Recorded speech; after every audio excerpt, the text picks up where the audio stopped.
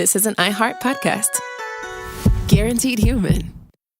There's a difference between liking a house and actually getting it. Redfin is built to make up that difference and close the gap between finding and owning the home for you. Redfin agents close twice as many deals as other agents. So when you find a home you love, you're not a step behind when it comes to making an offer. That means less watching great homes disappear and more focus on the one you'll call home. Redfin helps turn saved listings into real addresses. Get started at redfin.com. Own the dream.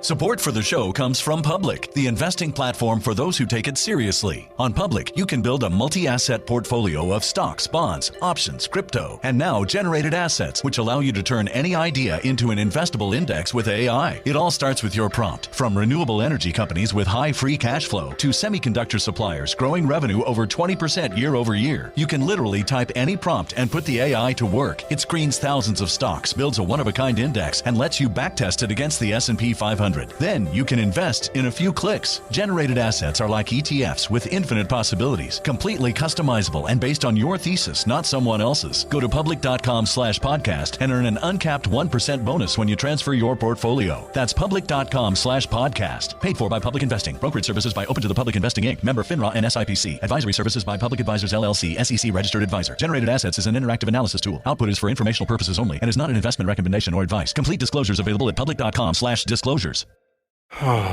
Sink into affordable luxury. Anabay is the only machine washable sofa, inside and out. With stain-resistant slip covers and a cloud-like frame duvet, everything goes right in the wash. Plus, the modular design lets you change the look of your space anytime. Visit WashableSofas.com to upgrade your home. Shop up to 60% off site-wide, with sofas starting at just $699 and a 30-day money-back guarantee. Shop now at WashableSofas.com. Offers are subject to change, and certain restrictions may apply. Hey everybody, Robert Evans here, and I wanted to let you know this is a compilation episode. So every episode of the week that just happened is here in one convenient and with somewhat less ads package for you to listen to in a long stretch if you want. If you've been listening to the episodes every day this week, there's going to be nothing new here for you, but you can make your own decisions.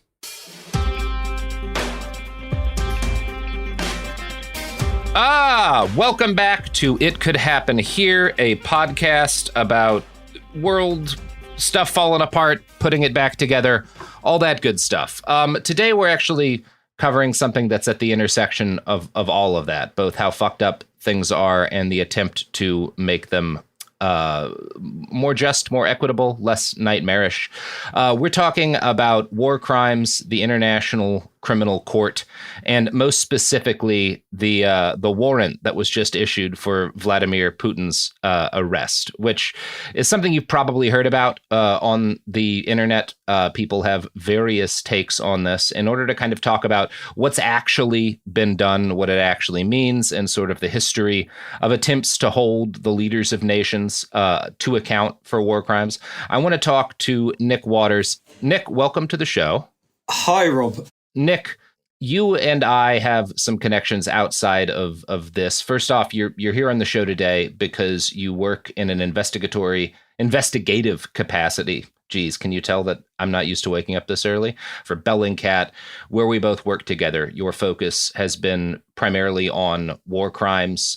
You've been covering Ukraine lately, but you have a pretty wide purview and a pretty wide base of experience, including crimes in Libya. And yeah, I wanted to talk to you a little bit.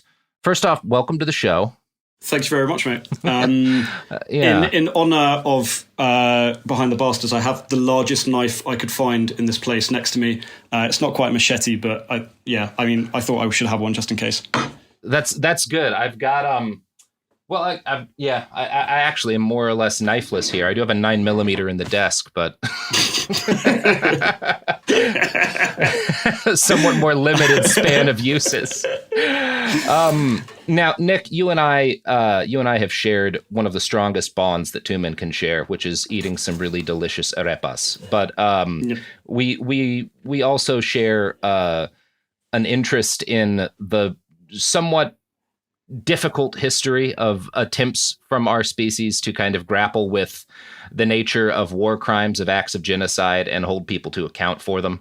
I kind of think before we get into what's happened with Putin, we should talk about what the ICC is and what its history comes from, because it actually dates back a little over 100 years, attempts to make the ICC. I think 1919 was the first convention in which a number of European nations were like, boy, we should really have some sort of court put together to attempt to hold leaders and individuals to account for committing war crimes. Yeah. I'm not that familiar with the very long history of attempts at international justice. Suffice to say that so far it hasn't worked out quite how I think everyone expected it to. That is the TLDR. International justice, good idea, hasn't happened yet. Pretty much. Yeah, I mean, there have been lots of agreements. Obviously, kind of everyone knows the Geneva Convention, etc. Lots of other agreements about how not to kill people in the most horrific ways possible in war. And, you know, as part of that, like, Rome Statute, which created the ICC, was agreed in 1998. There's been kind of like 100 years or so of efforts before the ICC actually got here. I should probably also, I need to say, like, before we kind of get going anything, I'm not a lawyer, which is super important because I know all the lawyers out there will be, like, angry about it. So, Nick, I want to talk about what in particular this decision means, because there's been, like, obviously I think it's fair to say in the immediate term, probably nothing. Like, it's not like the international warrant agents are going to come out and arrest Vladimir in the Kremlin or in his mansion that you see fake photoshopped images of on Twitter all the time. But yeah. Yeah. So in kind of like day-to-day stuff, it doesn't have that much of an effect. So Russia doesn't recognize the jurisdiction of the ICC. So it's not like, you know, the FSB are going to storm into the Kremlin and arrest Putin and, like, export him to The Hague in a, you know, diplomatic bag or something. That's not going to happen. But in other ways, it's a big deal in other ways. And also it's for me, like, really the biggest thing about this is that it's an indicator about how seriously the ICC is taking this war. International justice moves so slowly. We're talking, like, you know, measured in decades. So to have an arrest warrant out in 1 year is, like, a really big deal for the ICC, at least. Yeah. And this is because, if I'm not mistaken, both Putin and the woman, because he's not the only one, by the way, that's been charged by the ICC. There's also, I'm going to attempt to get her name right, Maria Lvova-Belova, who is the commissioner for children's rights in Russia. And part of the reason why this has happened so rapidly is that both Putin and Maria have made pretty unequivocal statements about the removal of Ukrainian children from their families, forced deportation into Russia, and adoption by Russian families, that is a war crime. That is an act of genocide. So I think the actual crime is unlawful deportation, or the actual citation is unlawful deportation of Ukrainian children, which, yes, could be arguably, and again at this point, emphasize not a lawyer, I think can feed into the kind of accusations of genocide. And so it's a pretty big charge to level against Putin and this commissioner this early on. I think it's also, like, one of the easier ones as well. Like, in the view of the Russian state, this is a, you know, wonderful thing they're doing. They are essentially kind of rescuing these children from and you can't see it, but I'm doing air quotes right now, like Ukrainian Nazis, like, educating them and bringing them up as Russian children.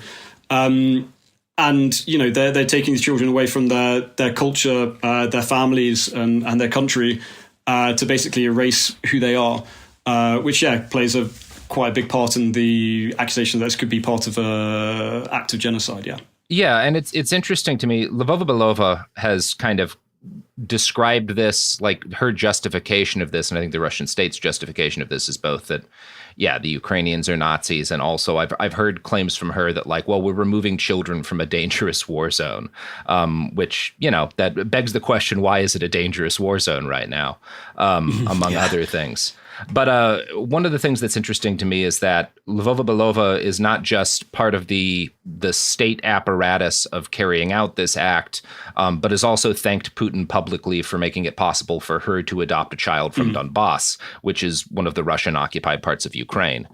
So yeah, it is kind of interesting, the stuff that had to fall into place for this to be able to happen in such an expeditious manner.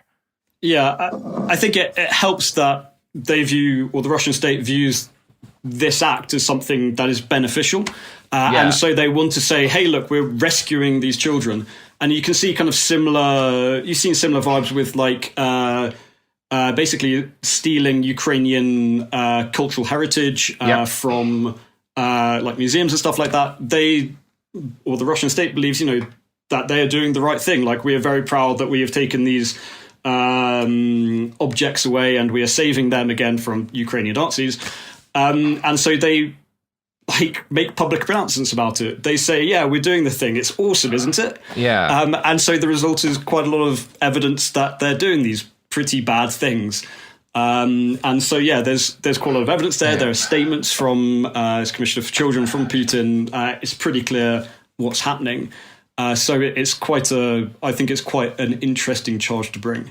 Yeah, and so people are aware of the scale, President Zelensky of Ukraine at least says that his country has recorded about 16,000 cases of forcible deportations of children. That's not like a final number, just like the death tallies and whatnot are not final numbers, but that is the Ukrainian state's estimate of how many kids have been taken away, which is that's a pretty staggering number. I mean, yeah, that's a huge number of children. That's an absolutely huge number of children. And then you have to account, that it's not just the children that are the victims here, it's also their families who are the victims. So we're talking about like a knock-on effect with, tens of thousands of people who've been affected by these acts, if not more than that. Yeah, I think probably. 16,000 children, probably higher than the tens of thousands in terms of family members and whatnot who are impacted by this. In terms of what technically this means for Putin, there's I think 120 signatory nations to the Rome Statute, and within those countries, theoretically, if Putin or if Maria were to travel there, they would theoretically be arrested if they were to set foot in one of those signatory nations. Yeah, so theoretically, it's doing a lot of walking there. Yeah, doing a lot of heavy lifting. Okay, so yeah, in theory, if Putin travels to any of these nations, he should be arrested. But some of the nations don't recognize or believe that heads of state are basically immune. And I imagine there'll be several of those signatories who will likely refuse to extradite Putin should Mr. Putin visit them. And this has actually happened before. I think it was South Africa refused to extradite a former head of state. I think it was the leader of South Sudan, but I can't remember. Wasn't it Omar Bashir? Yeah. Yeah, I believe it was Omar Bashir. Yeah, so he managed to travel around and was not arrested and extradited as theoretically he should have been. However, it still gives Mr. Putin and especially his security detail some headaches because they're still going to have to check with these states when they go and visit. Hey, are you going to arrest him? Yeah, which is not a call you usually have to ask. And then if they were planning to arrest him, they might not tell them that they're planning to arrest them. So there's always going to be, or at the moment, there's still a cost applied to Mr. Putin in terms of traveling to these countries that would still, might still consider the ICC jurisdiction over heads of state to be lacking. So there's still some cost applied there.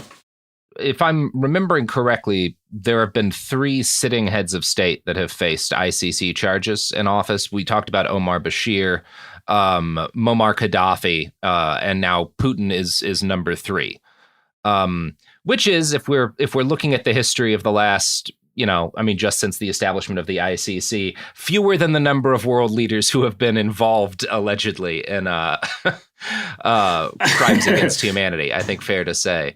Which brings us to the question of like, what does it mean to be a signatory to Rome, to the ICC? What does it mean to actually be bound by any of these rules? Because both Russia and the United States, I was looking at a map earlier that kind of lists out every country's relationship to the ICC, and both Russia and the United States are in the position of like having endorsed aspects of the ICC and then not signed on, right?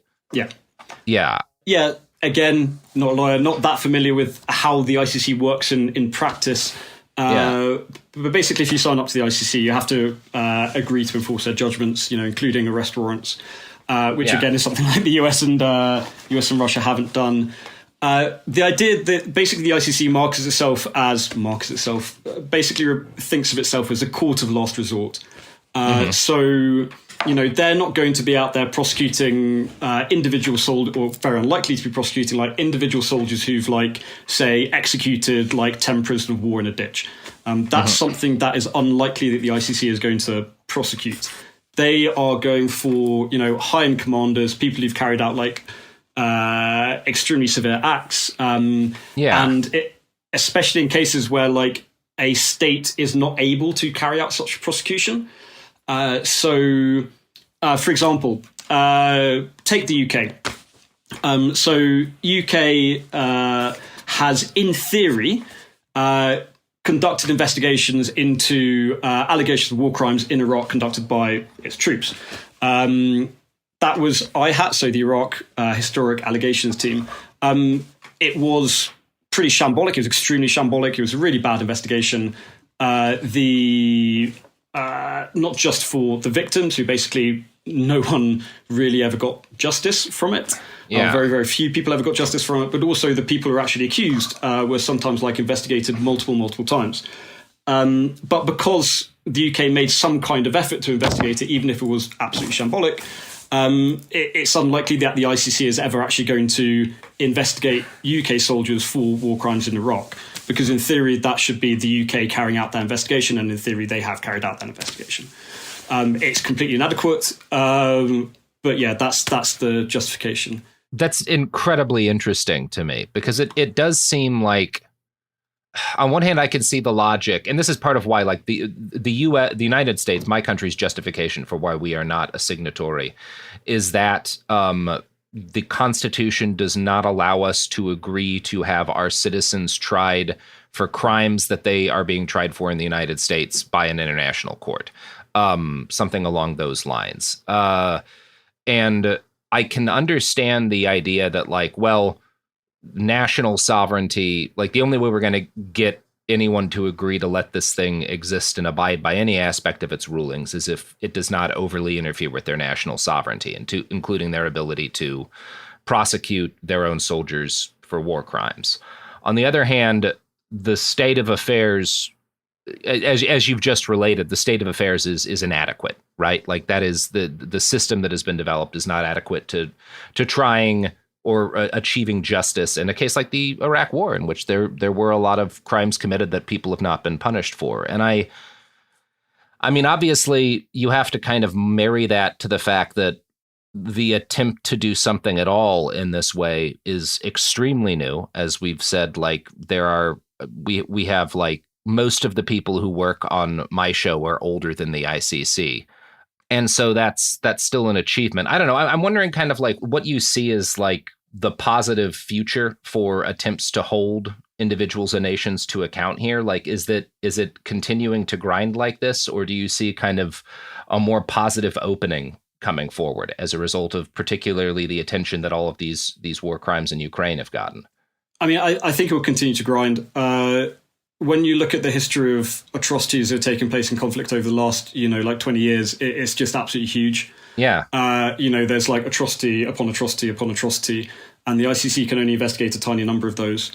The reality is that only a tiny fraction of those atrocities will ever actually be investigated and the victims face justice. That is the reality of the situation. The ICC does, carry out investigations and does carry out prosecutions. But again, we're talking like the most grave crimes possible, and usually, really senior people who often are able to evade those kind of prosecutions. I think there's a better chance of some kind of justice at like a national level with universal jurisdiction. So recently, universal jurisdiction was used in Germany to prosecute 2 Syrian officers who had basically carried out torture against Syrians during the revolution, and those 2 Syrian officers basically fled to Germany and were later prosecuted there. And so it's not just the ICC, it's also universal jurisdiction, it is, tribunals, there's other stuff there. But again, like, this is only a tiny fraction of everything that gets investigated. I don't know, I've been going through several different books about Joseph Mengele most recently, and including some accounts from, Jewish doctors who were enslaved and who were forced to work at Auschwitz. And I've been thinking a lot about the different kinds of war crimes, right? You have a group of Australian or US or British soldiers in Afghanistan or Iraq who commit a massacre, kill a number of civilians, and that is a war crime. But there's also the kinds of war crime that is a war crime that is the result of individuals taking individual actions, right? As opposed to the actions of a state and the actions that are a result of years worth of directed cultural efforts, which I think is a way to look at what the Russian state's attitude towards Ukrainians are and a lot of the crimes that have been committed over there. The denial of the existence of Ukrainians as a people is deeper and more complex than the kind of crime that a soldier might commit in a moment of passion, and fundamentally different from that. And it's one of those things, if like, for example, to go back to Mengele, if you're trying to judge Mengele for his crimes, you have to judge the entire German medical establishment, which joined the Nazi Party in higher numbers than any other group in the country, and which was directly implicated in how Auschwitz functioned and why it worked the way it did. And there's realistically, like most of the doctors, Mengele, there were attempts to punish him. Obviously, he escaped. But the doctors who educated him, who taught him, who inculcated him in the attitudes that were directly responsible for the crimes that he committed were never punished. And legally, I don't know how you would punish people for that. How do you punish someone for promulgating ideas, like the ideas that Ukrainians are not a people, which leads to a lot of the violence that you're seeing over there? Like, how do you, like, there's not realistically, in at least in my understanding of the law, a way to punish that, but it is a factor in these crimes. The creation of a culture absolutely is. And like a really good example of this is the radio station Rwanda. Yes. Who, broadcast basically what were effectively calls to genocide. And I think they were actually ended up being prosecuted by the ICC. I think actually as well. I believe there were at least attempts. Yeah, the International Criminal Tribunal for Rwanda. Yeah. I mean, it's one thing when you're talking about like direct incitements to violence. It's another when you're talking about like kind of the stuff that Dugin is responsible for, which is absolutely a factor. The kind of the ideas that he was one of the people who was kind of promulgated under the direction of Putin and others in the Russian state are like a factor in the behavior that we've seen over there. But it also is harder to kind of qualify it as a direct call for war crimes in some cases. Although some of the stuff Dugin has said, I think you could argue is certainly like a direct call to violence. Yeah, I mean, where it's really difficult to kind of get that to, or raise that to the threshold of prosecution. It's a really difficult thing to do, especially if you are external to the culture that is, or to the organization that is creating that internal culture. And I'm very familiar with this kind of stuff, having, for those of your listeners who might not be familiar, I was an army officer. So like quite a big part of my job was making sure that the culture within my platoon was a beneficial, good culture in which the blokes would not go off and murder people. And you read about stories like My Lai, or there's a really good example for this book called Black Hearts, this American platoon in Iraq. Yeah. And it's really clear where basically institutional culture has completely failed, or has created a culture in which basically committing atrocities or murder is either, mildly ignored or actively encouraged. And yeah, that culture is something that is really difficult to police because it really has to come from within the institution itself, unless you just completely destroy the institution itself, which is also another option, which is what the Canadians did with their airborne regiment after some of their guys in Somalia, roasted some poor guy alive on a fire. Jesus. The Canadians basically just disbanded the entire airborne regiment. They basically said, the culture in this regiment is not, it's too far gone, basically. We're going to disband this entire regiment, which is what they did. So you can do that too. But it's quite a difficult thing to do. Kind of the last thing I wanted to go over is the most recent, the response of the Russian state to these warrants. One of them has been, they've announced that they are carrying out an investigation into the ICC, which I'm sure as meaningful as the sentence I just said. And the other thing that they've done is sort of threaten to launch a hypersonic warhead at The Hague. Which, I mean, it's not, he does have a lot of missiles, so it's you can't completely disregard a threat from a nuclear armed nation to launch missiles at The Hague. But it's also just, threats like these are not completely, and in fact, there's a provision in, what is it called? Let me double check on the name here. I'm so bad at remembering the names of laws. The American Service Members Protection Act that does theoretically allow the use of military force by the U.S. if American citizens are extradited. This is a much cruder version of that. If you arrest us, we'll nuke The Hague. But it does, it's one of those things, we're laughing about it, but if you were to go back 10 years and imagine that threat being leveled, even by Putin, it would seem farcical. I guess it is farcical, but we're here. Yeah, it's completely insane, isn't it? Yeah. I mean, how do you respond to that? Right, the president of Russia, I'm gonna hypersonic The Hague. Yeah. The Hague responds, nuh-uh. It's just I know, it's mad. If you go to The Hague, or the ICC, you'll have the security guards sat there with their little kind of 9mm pistol, and they kind of buzz you through that kind of stuff. And the idea of them kind of, trying to fight off a Delta Force assault on the ICC in the case where an American soldier there is it's farcical. But then the idea that they could do anything because a hypersonic missile is 30 seconds away from obliterating the entirety of the ICC. Skeet, Nick. You gotta really lead the missile.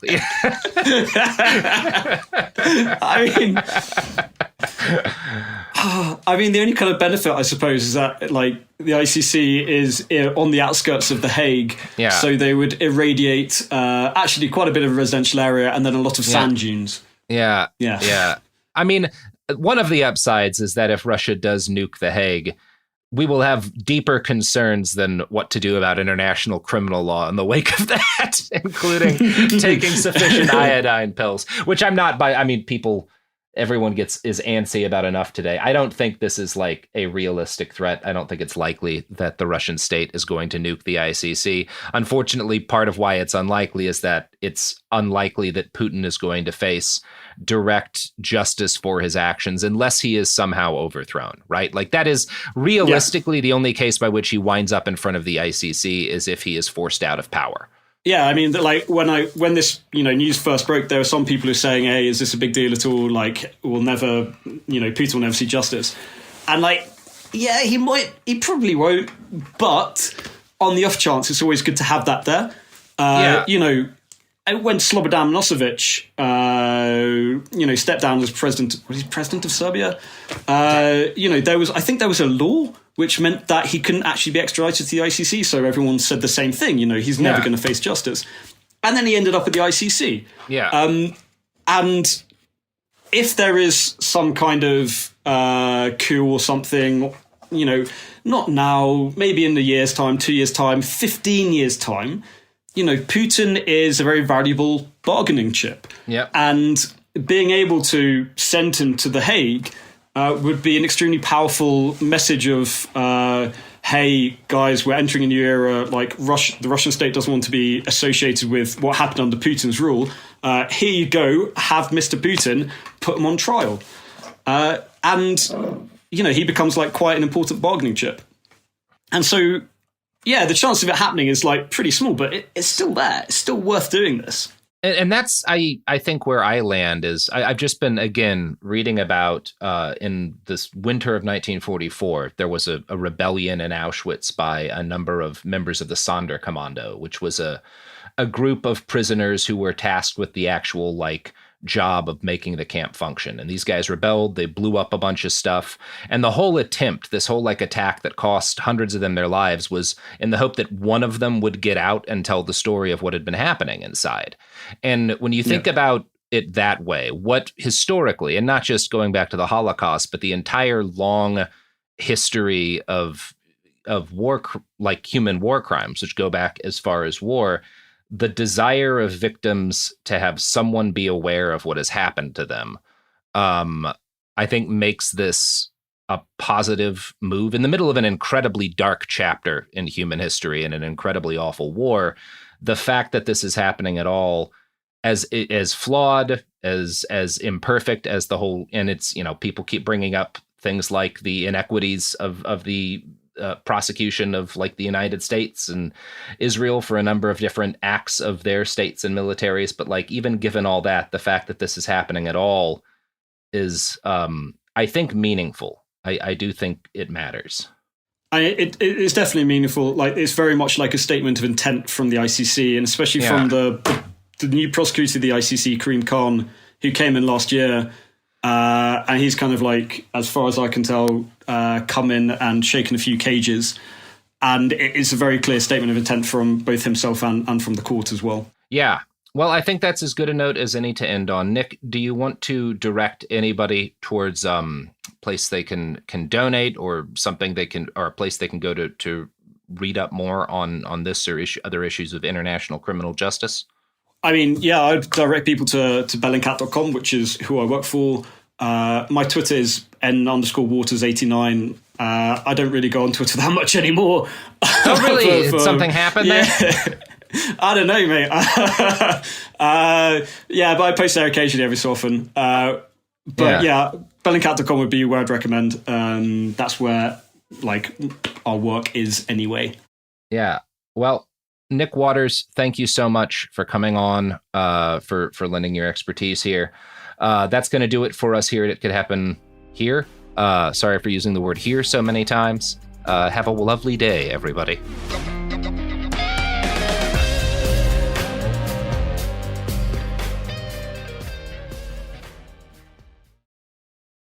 Support for the show comes from Public, the investing platform for those who take it seriously. On Public, you can build a multi-asset portfolio of stocks, bonds, options, crypto, and now generated assets, which allow you to turn any idea into an investable index with AI. It all starts with your prompt. From renewable energy companies with high free cash flow to semiconductor suppliers growing revenue over 20% year over year, you can literally type any prompt and put the AI to work. It screens thousands of stocks, builds a one-of-a-kind index, and lets you backtest it against the S&P 500. Then you can invest in a few clicks. Generated assets are like ETFs with infinite possibilities, completely customizable and based on your thesis, not someone else's. Go to public.com/podcast and earn an uncapped 1% bonus when you transfer your portfolio. That's public.com/podcast. Paid for by Public Investing. Brokerage services by Open to the Public Investing Inc. Member FINRA and SIPC. Advisory services by Public Advisors LLC, SEC registered advisor. Generated assets is an interactive analysis tool. Output is for informational purposes only and is not an investment recommendation or advice. Complete disclosures available at public.com/disclosures.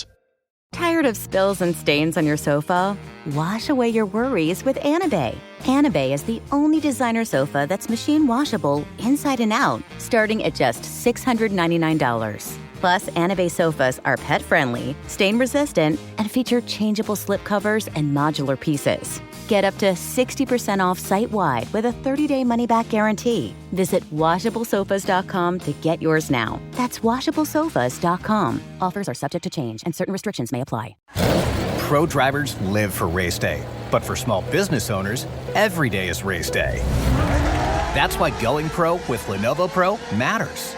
One-on-one advice, IT solutions, and customized hardware powered by Intel Core Ultra processors keep your business on the right track. Business goes pro with Lenovo Pro. Sign up for free at lenovo.com/pro.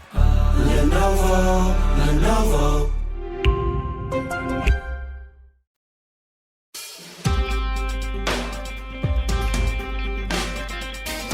Hey everyone, this is It Could Happen Here, a podcast about things falling apart, sometimes about putting things back together. This is one of the former episodes because we are recording this in the immediate wake within a couple of hours of the United States of America's most recent mass shooting in Tennessee at a Christian school called Covenant. Obviously, there are way too many mass shootings in the United States for us to cover each one. We are talking about this now in a timely manner because there's a bunch of very specific disinformation coming out about it, and particularly disinformation that is part of the broader targeting by the right wing of transgender people. So for the first part of this, I'm going to turn things over to Garrison, who has been doing specific research on the shooter and what we can actually verify at this moment about their identity. Up front, I'll say that the police have identified this person as Audrey Hale, 28, of Nashville. NBC News notes, quote, who said she identifies as transgender. Again, this is not quite right. We'll talk about it, but the right wing is obviously running with the idea that this is a transgender shooter and part of a series, they will argue, of transgender attacks on Christians. We're going to talk about the right-wing sort of analysis of this later, but first I'm going to, again, push to Garrison, who will talk about what we actually can verify about this person and about this shooting at this point.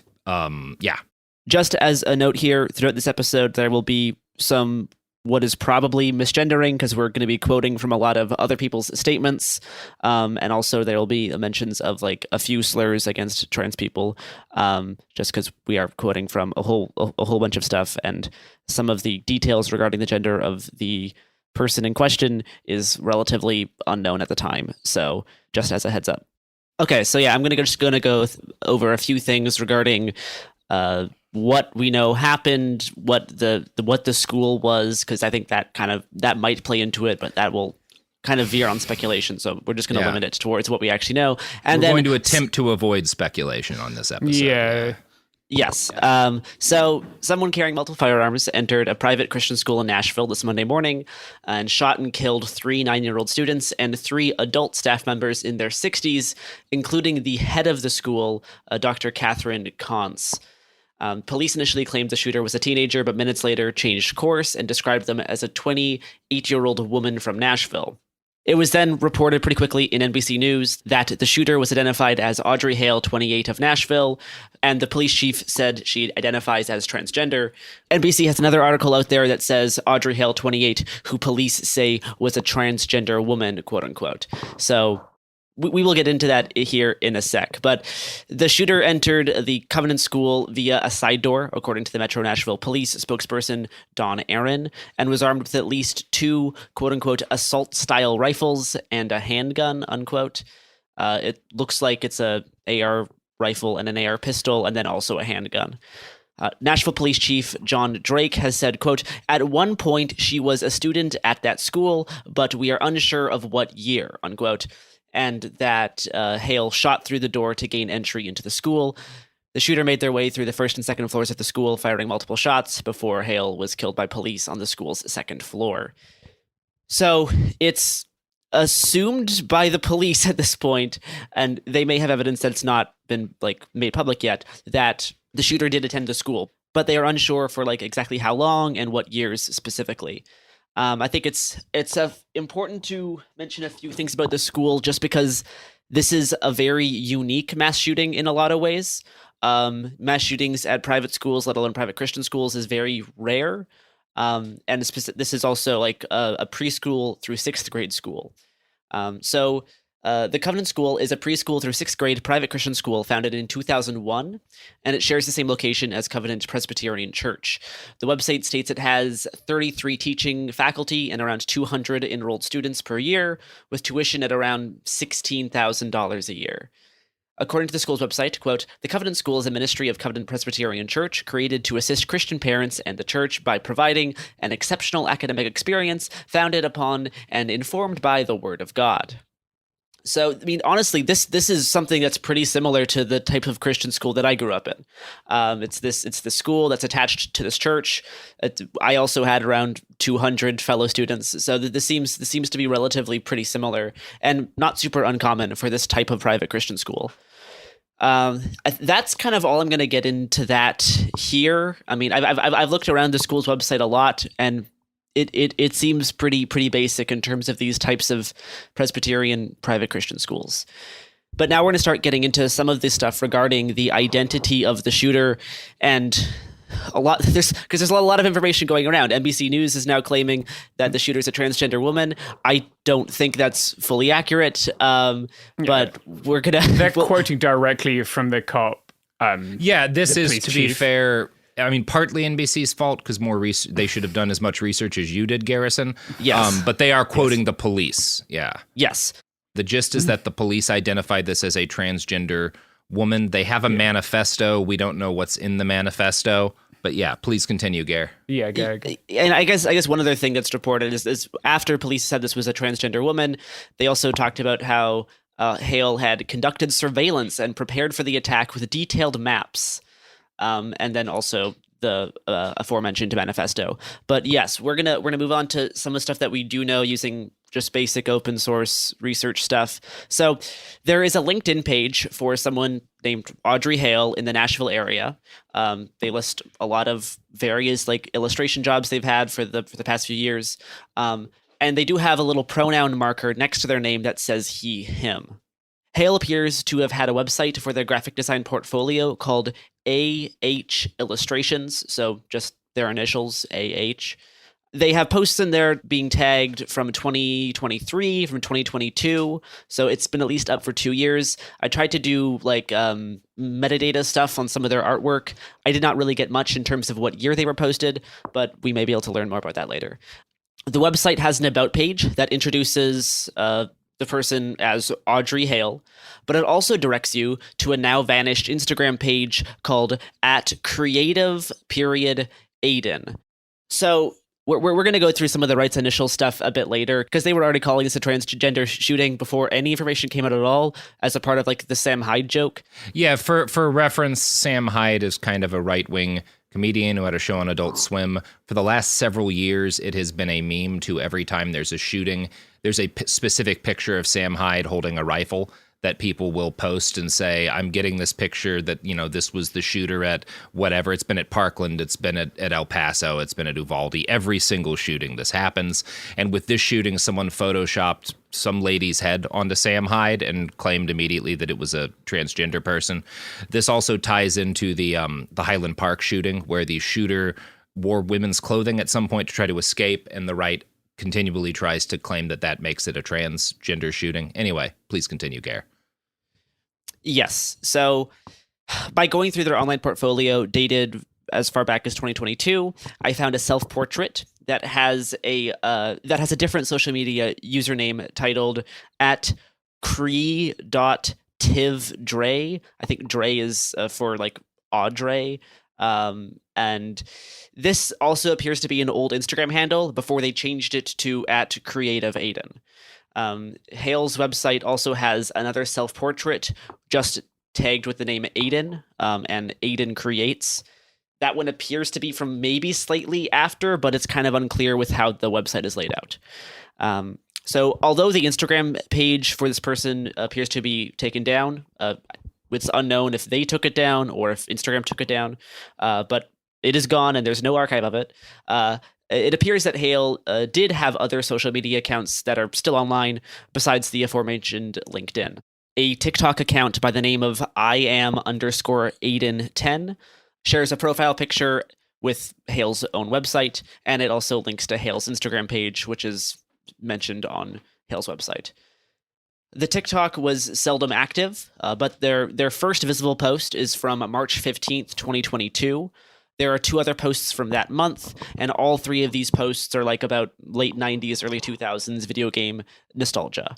And thanks to TikTok's username embedding feature, we can see that the account used to be called Audrey Video Game Nerd _10 before being changed to I Am Aiden 10 sometime between March 16th and April 15th of last year. Hale's last visible post is just from over a month ago, February 9th, 2023. And yeah, just as a note, kind of, I've gone over less of this than you, but I've combed over what's available. I don't notice any of the normal red flags. There's not even like pictures of this person posing with firearms. There's not threats. Yeah. There's one video where they seem to be mourning a friend or a relative, but it's a pretty normal, like, in memoriam style video. Yeah. None of their art strikes me as disturbing in any way. No, there's this one Red Ram one. They have one piece of Shining fan art that the right's been using. It sticks out, but also, like, The Shining is one of the most popular movies of all time. Yeah, no, yeah. Nothing. As someone who's looked through the social media accounts of a lot of shooters, this account is relatively normal. Like there's nothing in here that would be immediately red flags. They did a lot of like corporate work. I think they did artwork for the city of Denver. Yeah, it looks like it. They were being commissioned to do graphic design for a lot of businesses, a lot of like local events in Nashville. There is one other thing from their website that I will mention. Part of their bio, they have this sentence that says, "There is a childlike part of me that loves to go and run around on the playground." And the right's using this in like a weird like a groomer way, being like, "Oh my god, this kid wants this adult wants to go around to playgrounds and they're childlike." This is a completely normal thing to say. This is not a red flag. This is I also enjoy going on the playground. This is not a red flag either. This is just part of weird culture war stuff. Yeah. They have another thing about being a kid forever and ever as well. It just seems that they, connected with childhood things and will find with those kind of things. Yeah, and like psychologically, maybe being kind of stuck in the past or whatever is a part of how they describe or justify this in their manifesto. We just don't know. But the point of the matter is, if you had looked at this person's social media prior, and this is very different from most shooters, you would not have thought, oh, this is a person who is of danger to people. There's just not signs in it. I mean, the one thing that is the kind of last thing I'll mention is I think the two other adults that were shot. One was a custodian. The other was I think it was like a substitute teacher. Yeah. They were all in their 60s. It's unclear how long those two other people have been with the school. The head of the school's been there for a while. But I mean, because it is a preschool through 6th grade school, Hale would not have been at the school relatively recently. I can try to. I'm trying to do like quick math here to be like, if you would if you'd be in 6th grade and you're now 28, 17 years ago.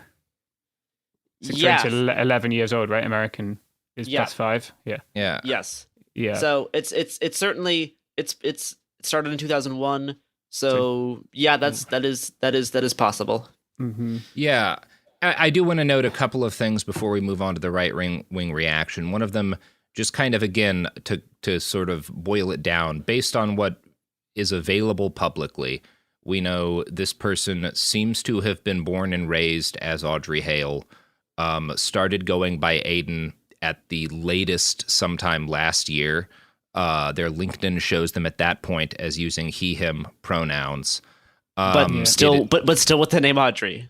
But still with the name Audrey, it is actually very much at this point still unclear how they precisely identified what pronouns they used. We certainly don't know whether or not they were on any kind of like hormones. Not that would have an impact on any of this, but we have very little actual information. The police are saying that they identify themselves as transgender in the manifesto. At some point, we might learn more as a result of that. But it is a lot of what's being put out is either unclear or, wrong in one way or the other. There's just a lot of information that is kind of missing about this person. People are jumping to conclusions on stuff. So we will probably learn more there later. One more note on this. The police are the ones that initiated the use of the term manifesto. Now, there was no manifesto published by the shooter. We do not know if this is a quote-unquote manifesto, like, at all. The police have claimed that they found writing when they raided this person's house. So this writing discussing things around their gender or what they were doing, this could be anything from like a suicide note to just like a diary or a journal. So by using the word manifesto, they're kind of trying to tie it into that. We simply at this point do not know if this was a manifesto at all. Like that is a very loaded term in this context. I think it's notable that the shooter did not publish anything, whereas usually when there's like manifestos, they are published online, right? The shooter themselves will publish it online, and that is kind of part of their entire attack. That is not the case here. The shooter did not publish anything about this attack online that we've found or that anyone's found. So I think that's an important thing to note when we're talking about the use of the word manifesto here. In terms of like the importance of a manifesto, speaking as someone who has written professionally about a number of them, manifestos are obviously useful, especially when trying to analyze why someone did something, what their political goal may have been, if there's a political goal, what their radicalization pathway has been. But a crucial thing is to never, ever take a manifesto purely at face value. Manifestos are political writings by terrorists, right? That is what a manifesto is. And they are writings that are kind of calculated to achieve a goal. And I don't know what this person put in their manifesto. Their manifesto may just have been a perfectly like accurate summation of their feelings of why they did this terrible thing. That's possible. We don't know at this point, but manifestos are a part of understanding a shooting and what the goal was of the shooting and what the individual hoped to accomplish, but they cannot and never should be taken at face value. And that's what a lot of media are going to do if this ever does get public. So please always show care and skepticism of directly reading from a manifesto. Like even in the case, there's just a lot, like in the Christchurch manifesto, of like bullshit shit posting jokes and stuff thrown in there with the real stuff. It's generally possible to gather and understand motive from a manifesto, and I will read it if it becomes available, but be very careful with such things. Yeah, speaking of not being careful, let's talk about the right-wing response to this. Because I think broadly speaking, it's fair to characterize it as they are claiming this is part of a line of terror attacks by transgender people. There's a lot of folks saying that this is reason to ban gender-affirming care, to ban hormone therapy, to ban trans people from purchasing firearms. This is a pretty rampant on the right already. It became very quickly so. I actually want to go over one thing I just came up and saw while Gare was talking that I think is interesting is Candace Owens. Candace Owens is a right-wing commentator, unfortunately quite influential, and has a sizable platform.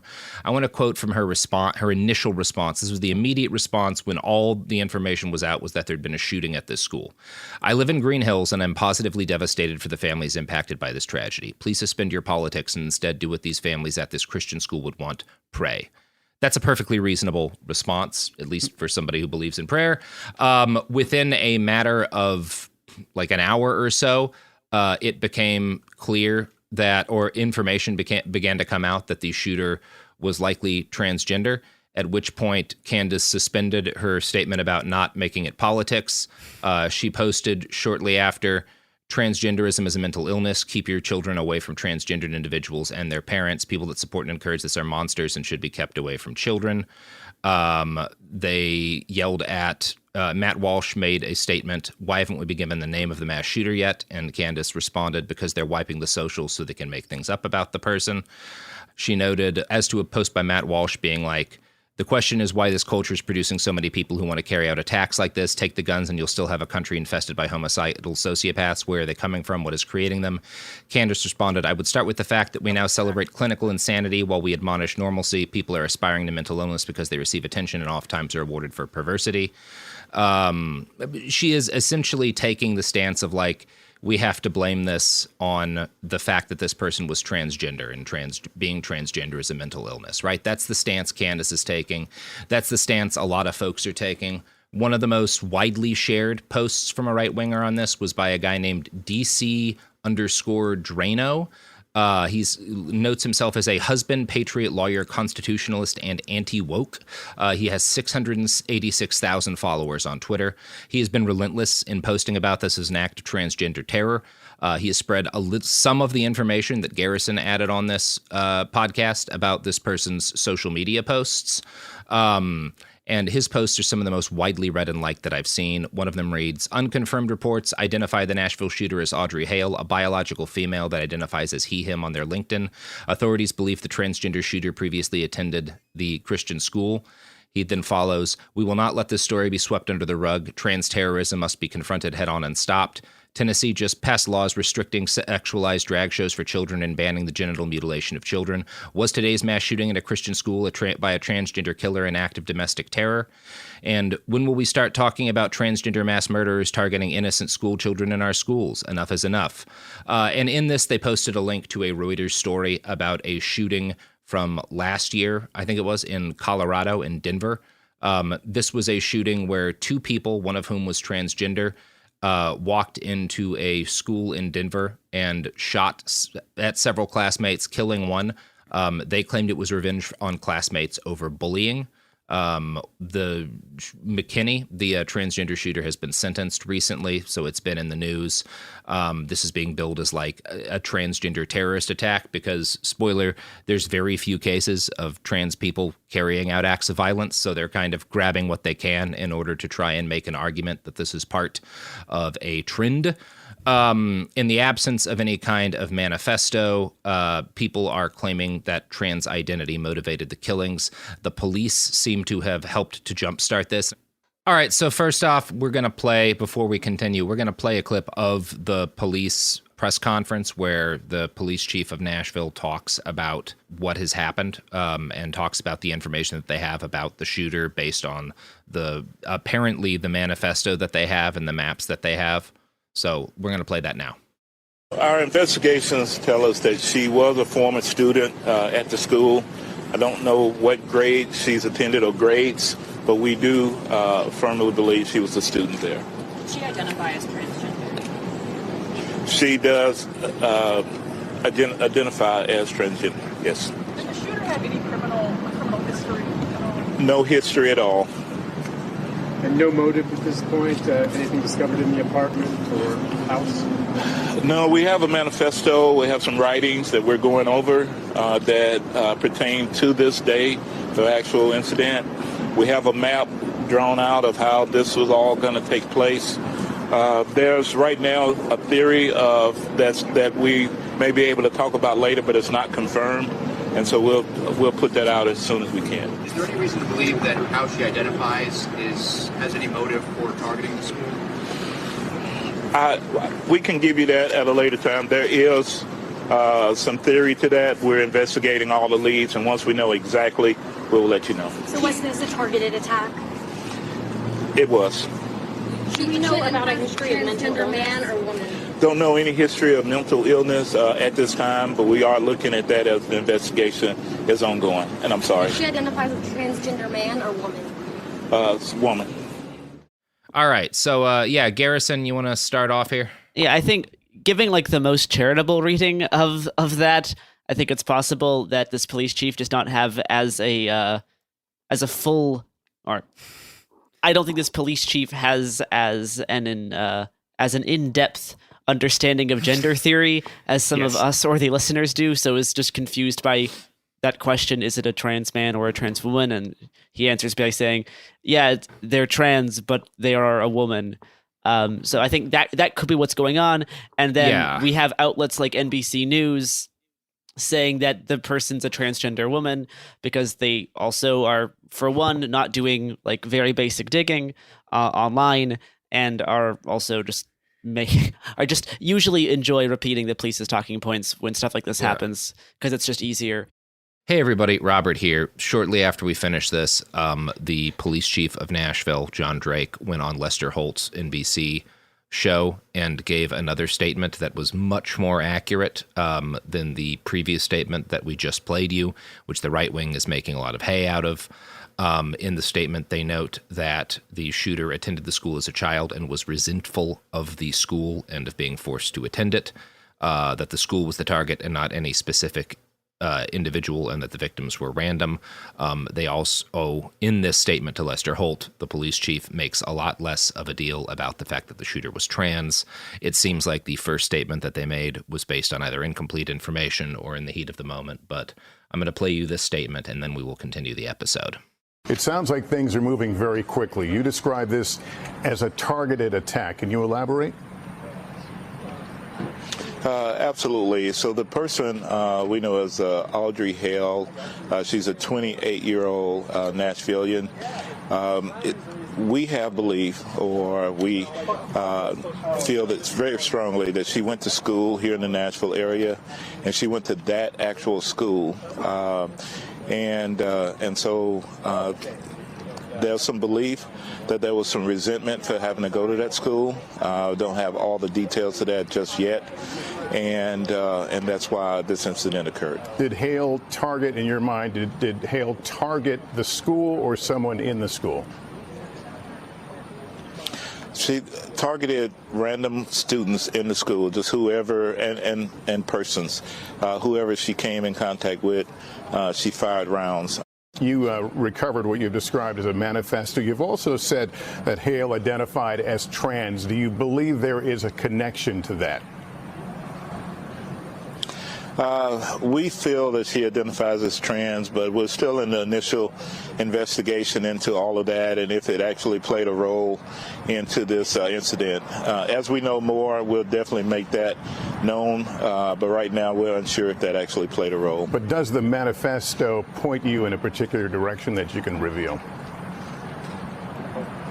It does. It has. In the initial investigation, we've turned it over to the FBI. We've looked over it as well, and it indicates that there was going to be shootings at multiple locations, and the school was one of them. There was actually a map of the school detailing surveillance, entry points, and how this was going to be carried out on this day.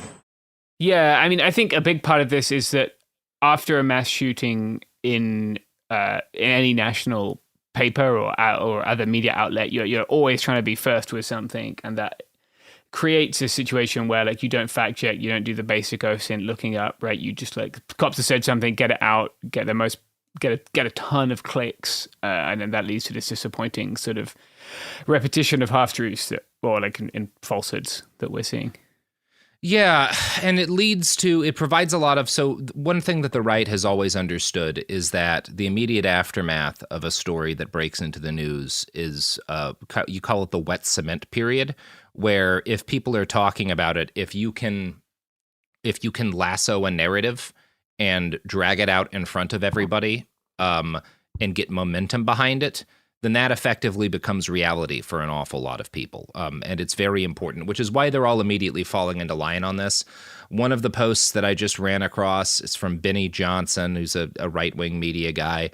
So Benny Johnson says, the Colorado Springs shooter identified as non-binary, the Denver shooter identified as trans, the Aberdeen shooter identified as trans, the Nashville shooter identified as trans. One thing is very clear, the modern trans movement is radicalizing activists into terrorists. Elon Musk responded to this with an exclamation point, which is great. The Colorado Springs shooter was not non-binary. The Colorado Springs shooter's lawyers made that claim briefly while they were trying to cobble together a defense after this person killed 2 trans people and shot up an LGBT nightclub. The Denver shooter is the person we just talked about. Well, I mean, also they also could be referring to that. Yes, probably. Yeah. Right. Yeah, and yeah, it's like it's frustrating, like what they're doing with this stuff here. Like it's very obvious, especially in trying to wrap in the attack of a right-wing terrorist on an LGBT club to an act of, like, claiming that it's an act of transgender terrorism. A lot of this is spreading particularly among people who paid for blue check marks on the new Twitter.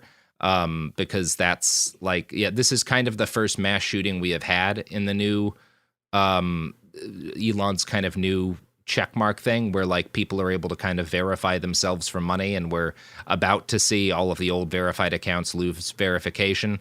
We'll talk a little bit more about how well that's actually working for them later, which is actually less clear. So that's possibly a positive thing. But yeah, I mean, it's pretty obvious. Andy Knows posted about this. He works for a place called the Post Millennial. He's a right-wing ghoul. He says the shooting comes amid a surge of far-left death threats in Tennessee over the state's, anti-trans laws. He provides no evidence of this.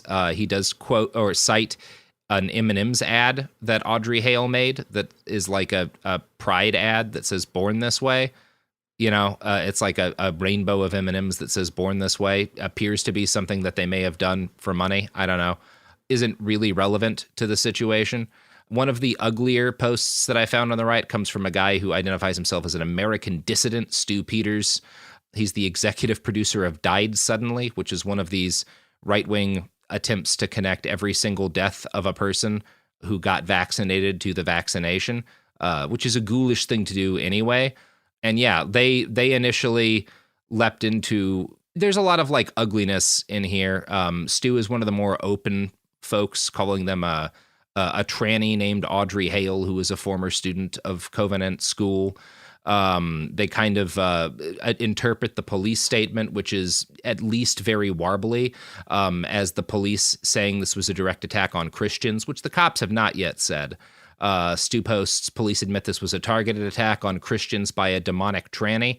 For some context, another one of his posts is arguing that Zelensky is waging war on Christians. So, this is should be seen with guys like this, in addition to being the troubling thing that it is, part of kind of the broader like echo chamber that the right has set up for itself. Like this is troubling and problematic and to a degree frightening, and they're going to continue to try to push for disarming trans people as a result of this. I suspect we'll see states introduce bills that are red flag laws just for trans people. This is the kind of thing that I am worried about, but it also is kind of worth seeing this as this is very much in line with the other kind of right-wing echo chamber panic stuff that is everywhere. And so far, while this is deeply concerning, I'm not seeing evidence that it's breaking out of the right. And like, that doesn't mean it's not a problem, but it is kind of worth noting the actual trending tags right now on Twitter are not what you'd expect. The Tennessee shooting is not trending on its own in a particularly high position. It's substantially lower than the Uvalde and Highland Park shootings, both of which are trending right now. This is based on a Twitter account I use that is not my Twitter account. It's just a blank account, so I'm hoping to get a little bit less of a bias thing. When I looked at my own accounts trending, it was Uvalde and Highland Park, as well as Columbine was trending. Sam Hyde is trending, because he always does after a shooting as a result of this stuff. Guns is trending. I think AR-15 was trending on one of my accounts. But I'm not yet seeing evidence that this is anywhere like that the anti-trans stuff has made it outside of the right-wing fever swamps. Yeah. You are getting like, and that does not mean it's not troubling. It is deeply troubling, but it's also not, when I'm looking at sort of liberal and centrist responses to this, it's noteworthy that what is trending is Uvalde and Highland Park and Columbine, because what's common is people sort of putting this within the continuum of America's nightmarish problem with mass shootings, particularly at schools, which is the right way to see this. This is part of an ongoing series of violent acts and a mass shooter culture that exists within this country. And obviously it's tied to the availability of guns. It's tied to a number of things, but it is kind of worth noting that when it comes to what most people are seeing as a result of this, it is another mass shooting in America and not trans people are carrying out terrorist attacks. That is, so far at least, just a thing I'm seeing in the right-wing fever swamps. Yeah, I think Marjorie Taylor Greene is one of the first sitting politicians to make a statement focused on the shooter's gender identity, saying how much hormones like testosterone and medications for mental illness was the transgender Nashville shooter taking? Everyone can stop blaming guns now. And like this style of messaging is just blaming the shooting on like HRT and mental health medication. But there's no indication at this point that the shooter was taking testosterone or was on any medication. But this is just a clear attempt to like tie this shooting into the campaign against trans healthcare that Green has been doing for years now. Yeah. And to make trans healthcare seem like the reason that this shooting took place. Yeah, this person has kind of already become like Schrodinger's like gender affirming care, right? Where like Andy Ngo suggesting they're doing attacks because they can't access gender affirming care. Marjorie Taylor Greene's asserting that the gender affirming care they did access made them become more violent. Like same thing with Jack Sobiech, who was saying that testosterone increases aggression. Yeah. Jack Posobiec is an influential Republican advisor and commentator. He's a fascist. Like he's a terrible person. He's the guy who initially spread the Pizzagate conspiracy theory, but he is influential on the right because of his ability to get stuff to go viral on the base. Yeah. And I guess one thing we should mention that kind of ties into is that Sobiech's been repeating some talking points that Tucker Carlson focused on a few nights ago during his show. There was an NPR segment about trans people who are purchasing firearms to defend themselves that interviewed somebody on a number of folks. One of the people they interviewed is a person who goes by Queer Armor on Twitter about why they've chosen to be armed and like advocate other trans people arm themselves for self-defense. Tucker took quotes from that person and made a very fear-mongering piece about how NPR and the liberals want to create an army of trans stormtroopers and disarm regular Americans, right? That's the piece. Yeah. Talking of like, I guess, armed Americans, one thing that's also trending is this like incredibly crass photo that the representative for that Tennessee's 5th district, which is the district the school was in, who's called Andy Ogles maybe posted for his Christmas photo, I guess, which is him. It's a classic Republican politician photo, right? Entire family, everyone holding a different variant of an AR-15. And it's, like I think regardless of what you think about guns, this is kind of crass to be parading them as like culture war tokens like this. And I've noticed that's been trending across a lot of at least the timeline I'm seeing. Yeah, this is at the nexus of a number of things that are like fucked up about this country. I'm just enjoying Ian Miles Chong's timeline, unfortunately. And who is Ian Miles Chong? Right-wing agent provocateur. Yeah, he lives in Thailand, right? Malaysia, I believe. Malaysia. He has like 500,000 Twitter followers, relatively influential on the online sphere. His Telegram is Culture War Room, which is, giving you what you need to get, I think. So I'm just going to read this tweet and obviously like all the sort of content warnings you'd expect. Today, a mass shooter murdered 3 children and 3 adults at a Christian school in Nashville, Tennessee. The murderer, pronouns was transgender and had written a manifesto detailing their intentions, which come days after Tennessee passed child protection laws intended to curb children from being subjected to trans surgeries and other irreversible procedures. Their heinous actions follow a month of media-driven rhetoric about a trans genocide and calls for a so-called Trans Day of Retribution in the United States. It is conceivable that much of the conservative public, derided as cis, is now open season for gender extremists who have been terrorizing women who dare to speak out against a woke ideology. When they tell you what they intend to do, believe them. So Hale has posted nothing about a Trans Day of Retribution, has posted nothing publicly about being trans, really. There's not a single post discussing their gender identity online. This is just, they're just trying to do weird political points by purposely like making it sound like this person was writing about this stuff online. And there's no evidence that they had writing about this stuff, nor is there any of it online that we can find.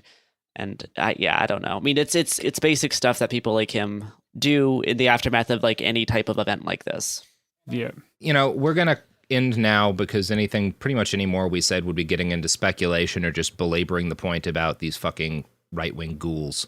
But I do want to end on a post from a follower, a Twitter personality, who I consider to be pretty savvy. They go by Juniper on Twitter. they noted this. 15 years ago, anytime there was a shooting, they would blame it on Muslims, and if it were a Muslim, they would go hog wild trying to indict all Muslims. They're doing that right now with the Nashville school shooting, and will try to indict all trans people. Just don't engage. See a Matt Walsh take that is incredibly aggravating? Ignore it. See a politician tweet misgendering the shooter while simultaneously trying to blame all trans people? Ignore it. Anyone with a brain and a shred of empathy will see right-wingers as the psychopaths they are. A lot of trans people are rightfully scared in the world right now. People hate us without even knowing us and how amazing we are. Just know that you are loved and we will win. The world cannot hate us forever.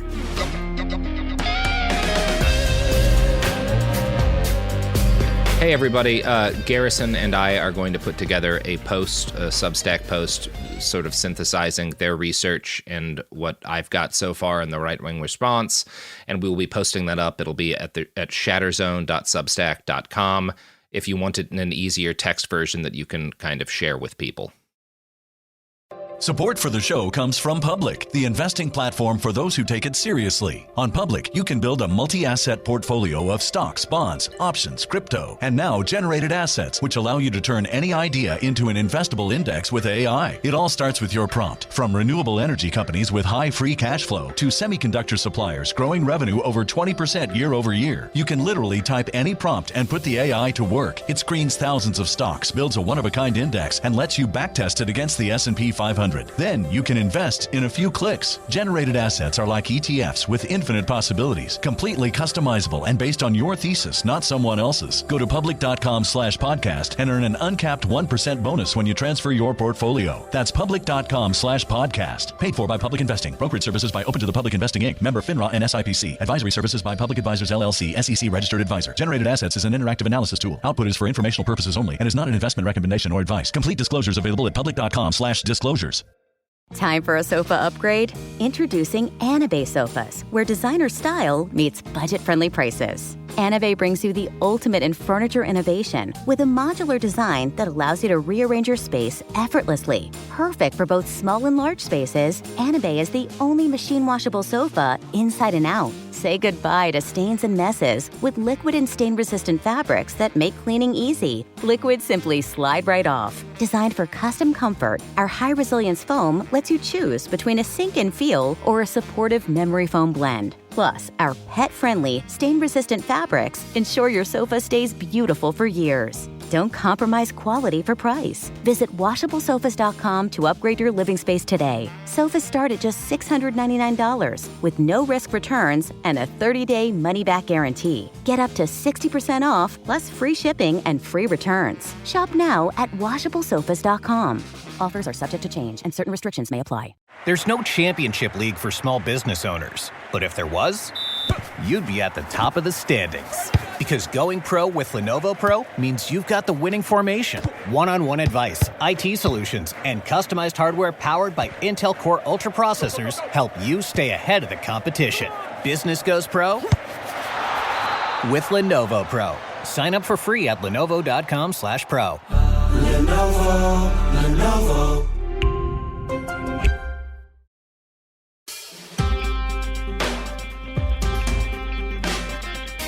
Welcome to It Could Happen Here, a podcast where the thing is not, well, we're here has temporarily been relocated to the UK once again. Oh, what an awful place to relocate it to. Yeah, I'm your host, Mia Wong, and today with me to talk about things in the kingdom that is united for some reason is Nick, who is a resident nurse there. Nick, how are you doing? I'm doing all right. A lot better for being on holiday right now. But... yeah.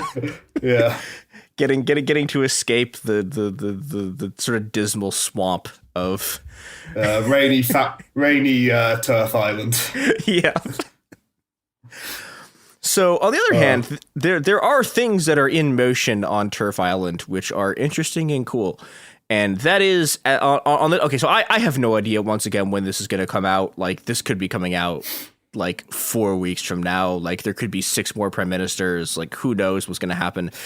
Yeah, I 6 could be. Rishi's outlasted the lettuce, unlike our last one, but you know. Sorry to anyone who's not up to British political memes. That's going to be arcane and inscrutable, and I'm not correcting that. We ran them through a 2-hour British politics boot camp a couple of weeks ago, so hopefully they still remember. Fair. Yeah, but so the reason saying is, so on the day we are recording, there are a bunch of strikes going on in the UK. There have been a bunch of strikes going on in the UK for a while. They keep doing this weird. This is my. I'm gonna do my one bit of what are you guys doing strategically thing, which is okay. So they keep having these strikes, and then they'll like go off strike for like 3 weeks as like a quote site of good faith for their negotiations, and then nothing happens and they go back on strike, and it's like, well, okay, like you could just not do this.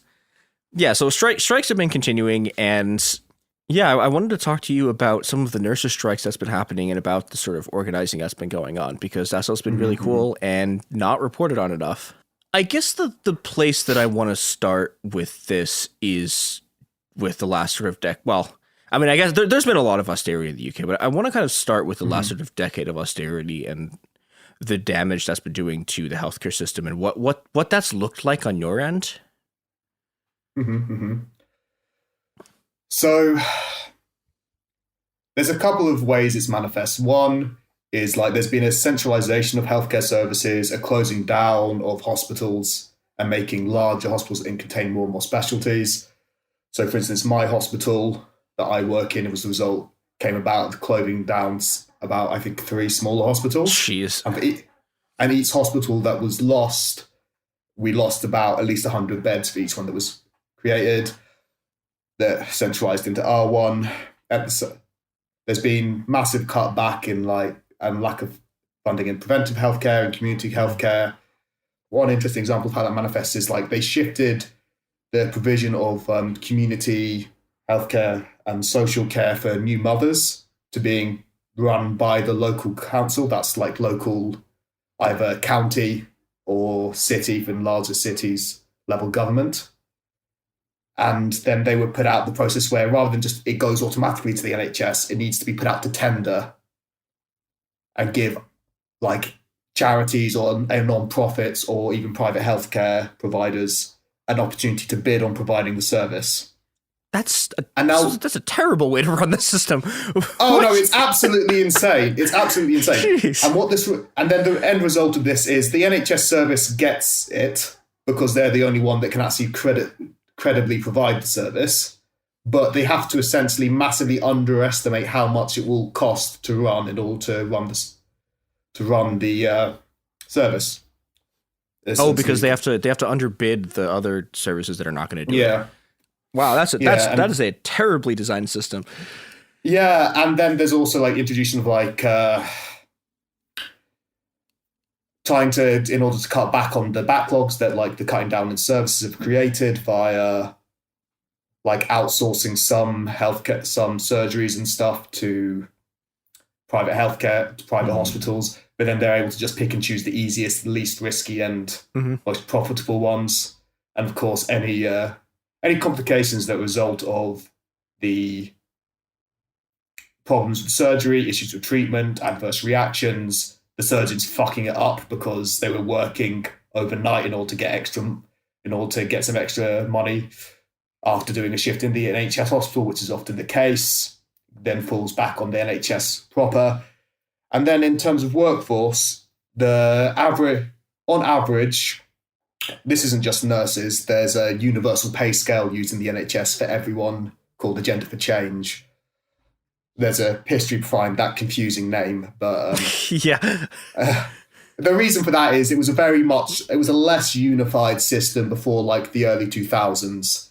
Everyone knew it was messed up. There was a big like push by unions and also by government who wanted to rationalize the whole thing to make it make more sense. In theory, tie people's wage to what they were actually doing more directly in a more consistent way, hence Agenda for Change, because there's an agenda for changing up what's happening. But it's been in place for over 20 years now, so the name doesn't make sense. But basically, everyone on Agenda for Change has, on average, in the last 10 years, had a 20% pay cut in real terms. Jesus. Then doctors and dentists, because they're special boys, love them, but, have on a different pay scale, and junior doctors, on average, have had an even worse pay cut of about 28%. Yeah, and they're on strike. Years. They're on strike like right now. Yeah, they're on strike right now, and unlike my union, they haven't pissed about.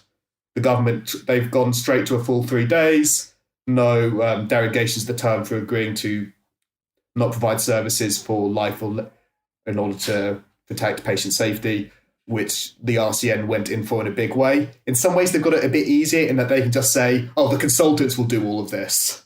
Mm-hmm. Like that is, to translate into American healthcare, that would be an attending. And so this strike of junior doctors includes everyone from like their first 2 years post-medical school, what we call foundation years. Possibly that'd be equivalent to internship in America. And then our registrars, so people who are registered in specialty training, equivalent of a resident, I believe. The government tried to persuade them to call off in order to go into talks, but they hadn't made a big show and promise of like, we will, in good faith, we will call off strikes and go into negotiations if the government agrees to have serious formal talks. So they were able to just say to the government, no, you're putting too many preconditions on these talks. We're not doing it until you stop messing us about. Whereas unfortunately, my union, the RCN, is addicted to protecting the image of nursing and like acting in good faith, even when they're dealing with someone who have no intention of dealing in good faith. Yeah, that I don't know. As a strategy, it's really frustrating because you just can get you can just get locked in endless negotiations where just nothing is happening, and it's really frustrating. To provide some historical context to this, the RCN in England, Wales, and Scotland, Northern Ireland's a slightly different story, had never had a strike until last year. Historically, the RCN was an anti-strike union. Wait, what? Yeah. Yes. That's a thing in the UK? Man, like I know like the US has a lot of weird, not very good unions, but like I don't know. I'm not sure I've ever heard of it. Really? Yes. Wow. So that changed either in the 90s or the early 2000s. I honestly can't remember when. I tried to look it up, but whenever you trying to search this stuff, just your search results are like flooded by stuff around the latest round. What you've got to understand is the RCN is 106 years old. It only became a union, though, about 50 years ago.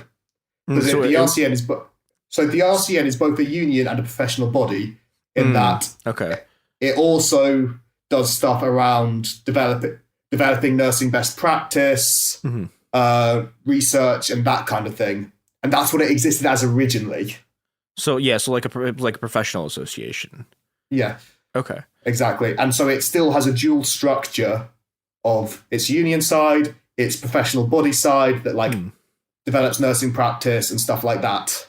Yeah, well, I guess that raises the sort of question of like what was so like unbelievably like what happened like such that for the first time in like 100 and whatever years they finally went on strike.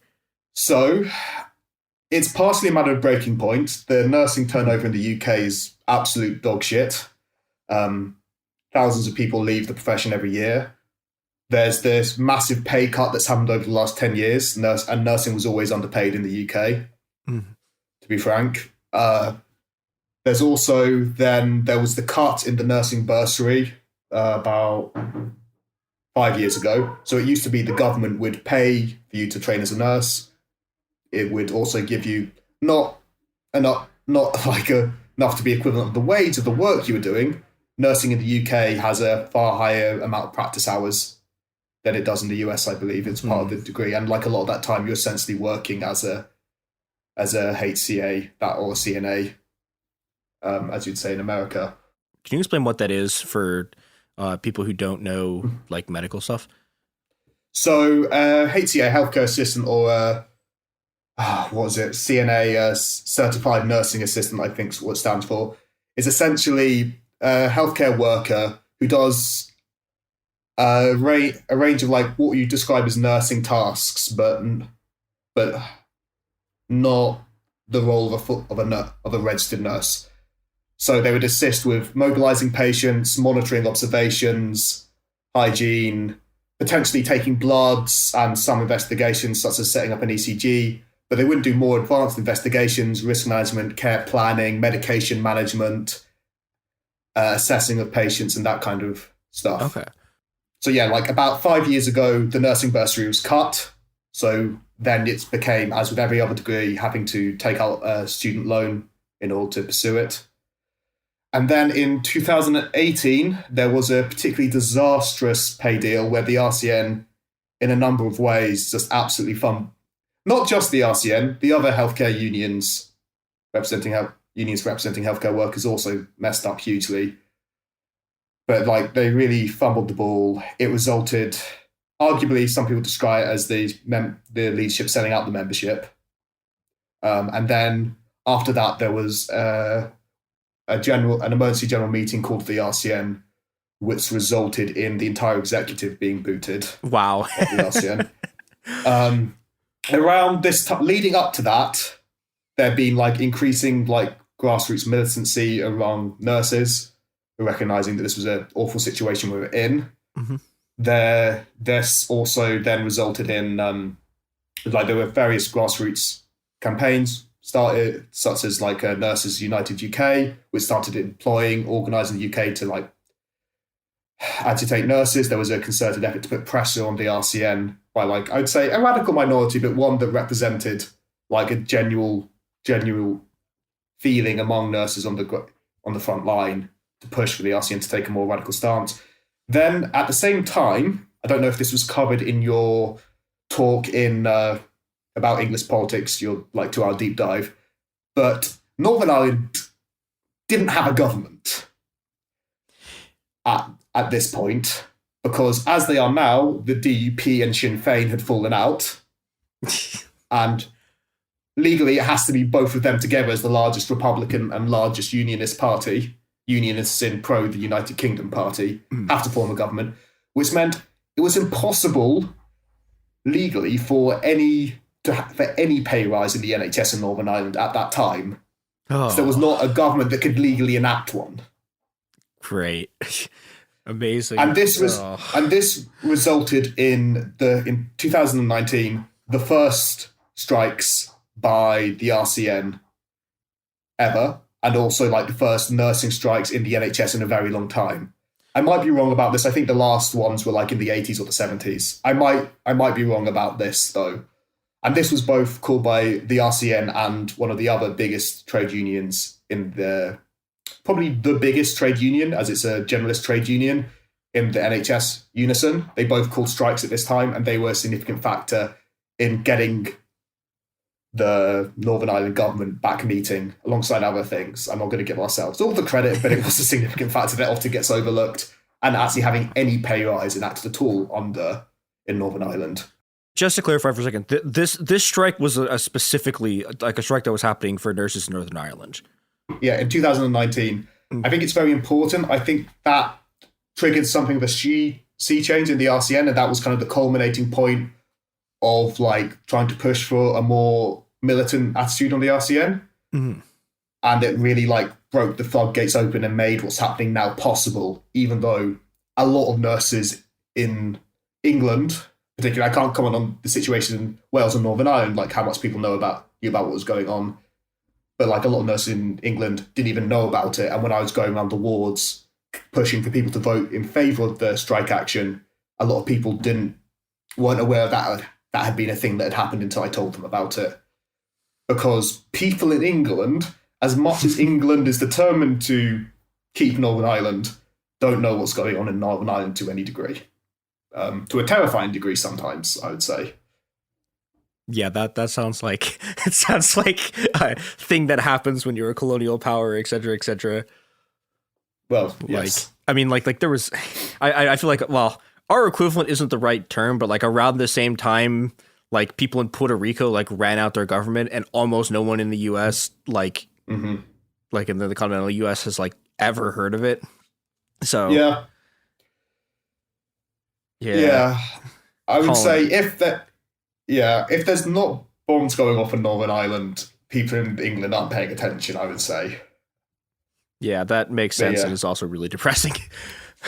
Yeah, which like I would say Northern Ireland's maybe in some ways in a better position than Puerto Rico, in that it actually has a degree of political representation in the Westminster and such, even though it obviously should have its independence. Puerto Rico doesn't even have that, is my understanding.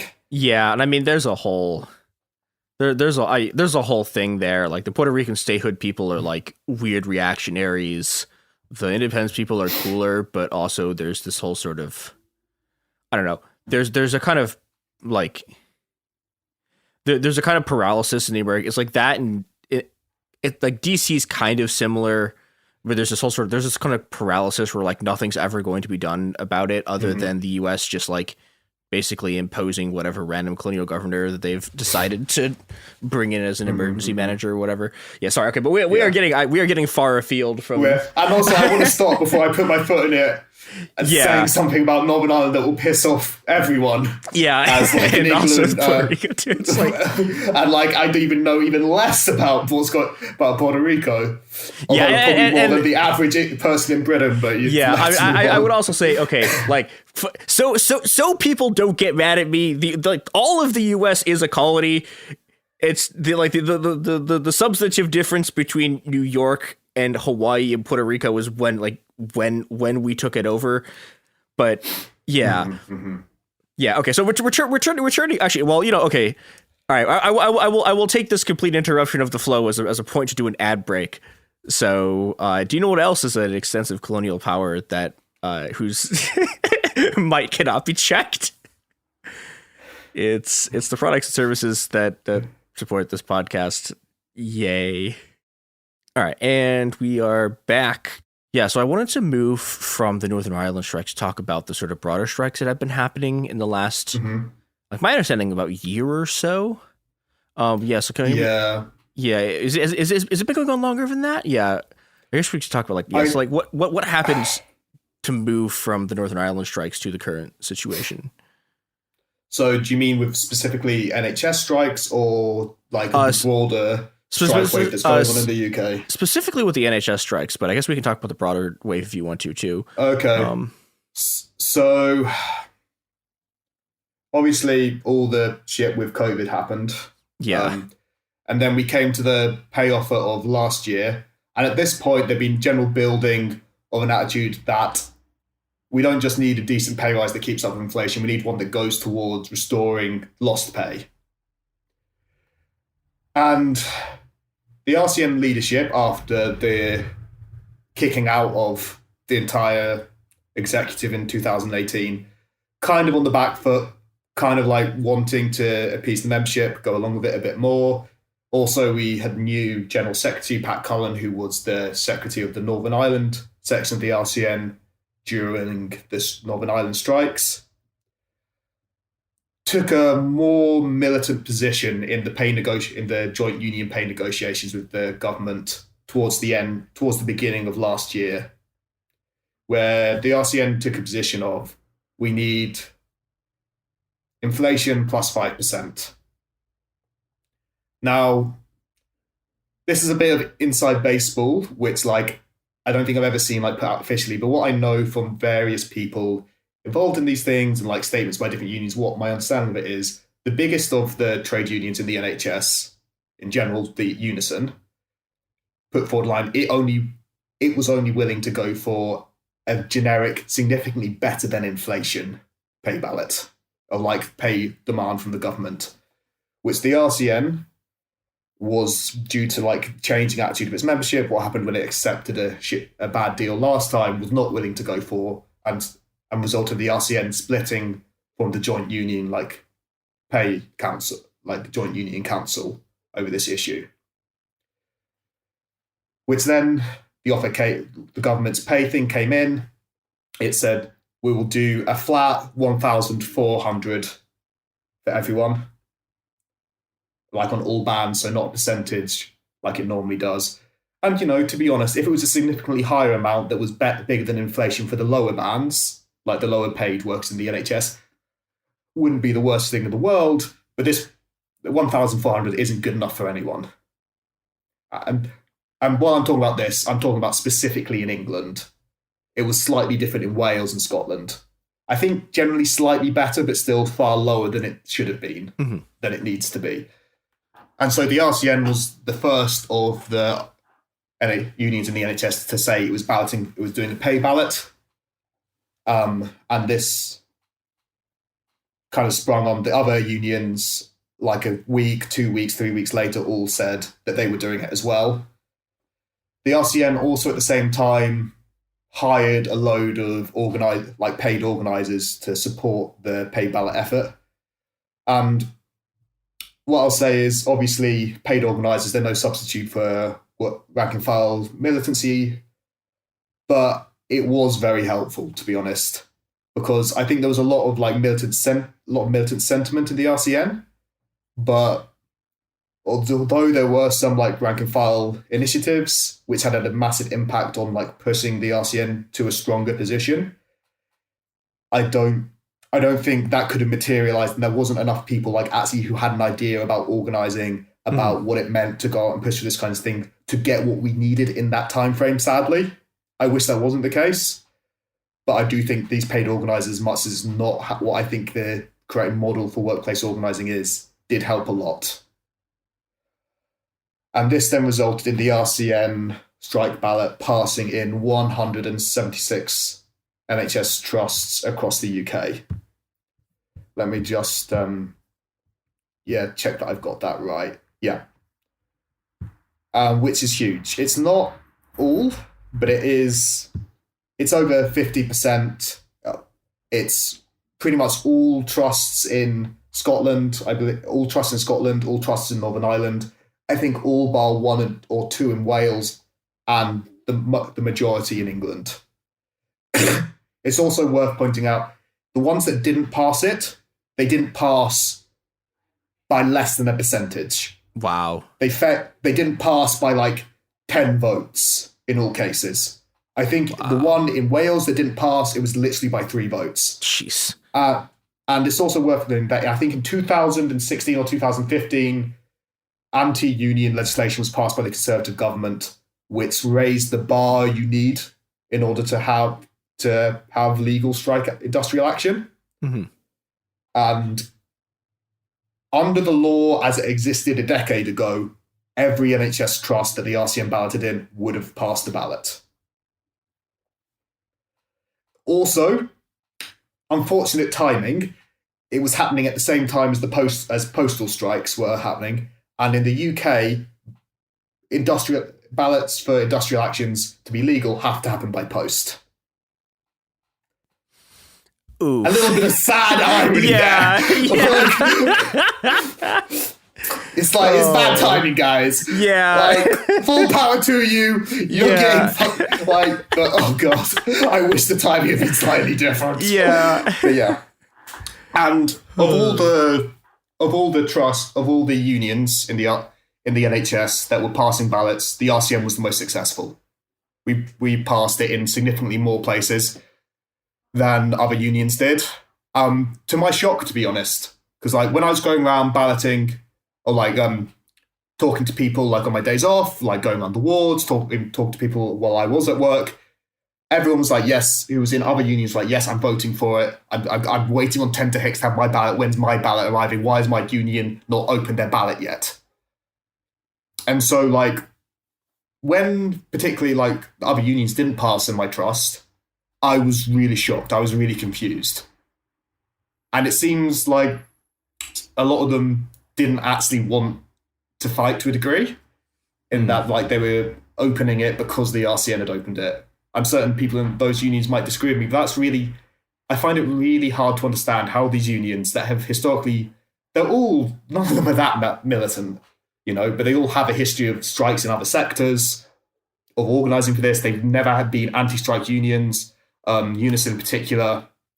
It came about of several unions being collaborated, joining together, including unions that had been founded by nurses in the 70s, in reaction to the RCN being anti-strike and going on that was the last big wave of nursing strikes at that time. So that really shocked me. This has been It Could Happen Here. Join us tomorrow for part 2 of the interview, and in the meantime, you can find us on Twitter and Instagram at HappenedHerePod, and you can find us on Twitter and Instagram at CoolZone Media.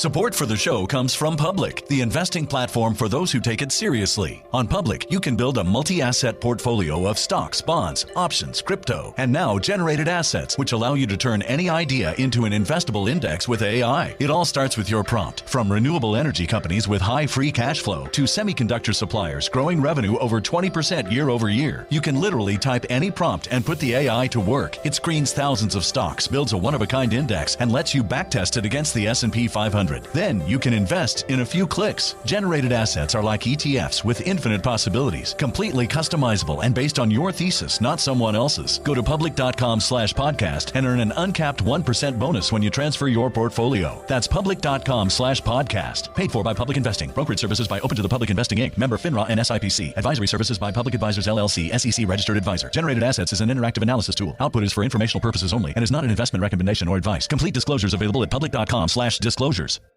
Tired of spills and stains on your sofa? Wash away your worries with Anabay. Anabay is the only designer sofa that's machine washable inside and out, starting at just $699. Plus, Anabay sofas are pet-friendly, stain-resistant, and feature changeable slip covers and modular pieces. Get up to 60% off site-wide with a 30-day money-back guarantee. Visit WashableSofas.com to get yours now. That's WashableSofas.com. Offers are subject to change, and certain restrictions may apply. Pro drivers live for race day, but for small business owners, every day is race day. That's why going pro with Lenovo Pro matters.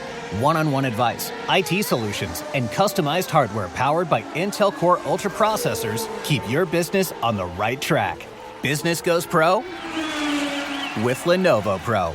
Sign up for free at lenovo.com/pro. Lenovo.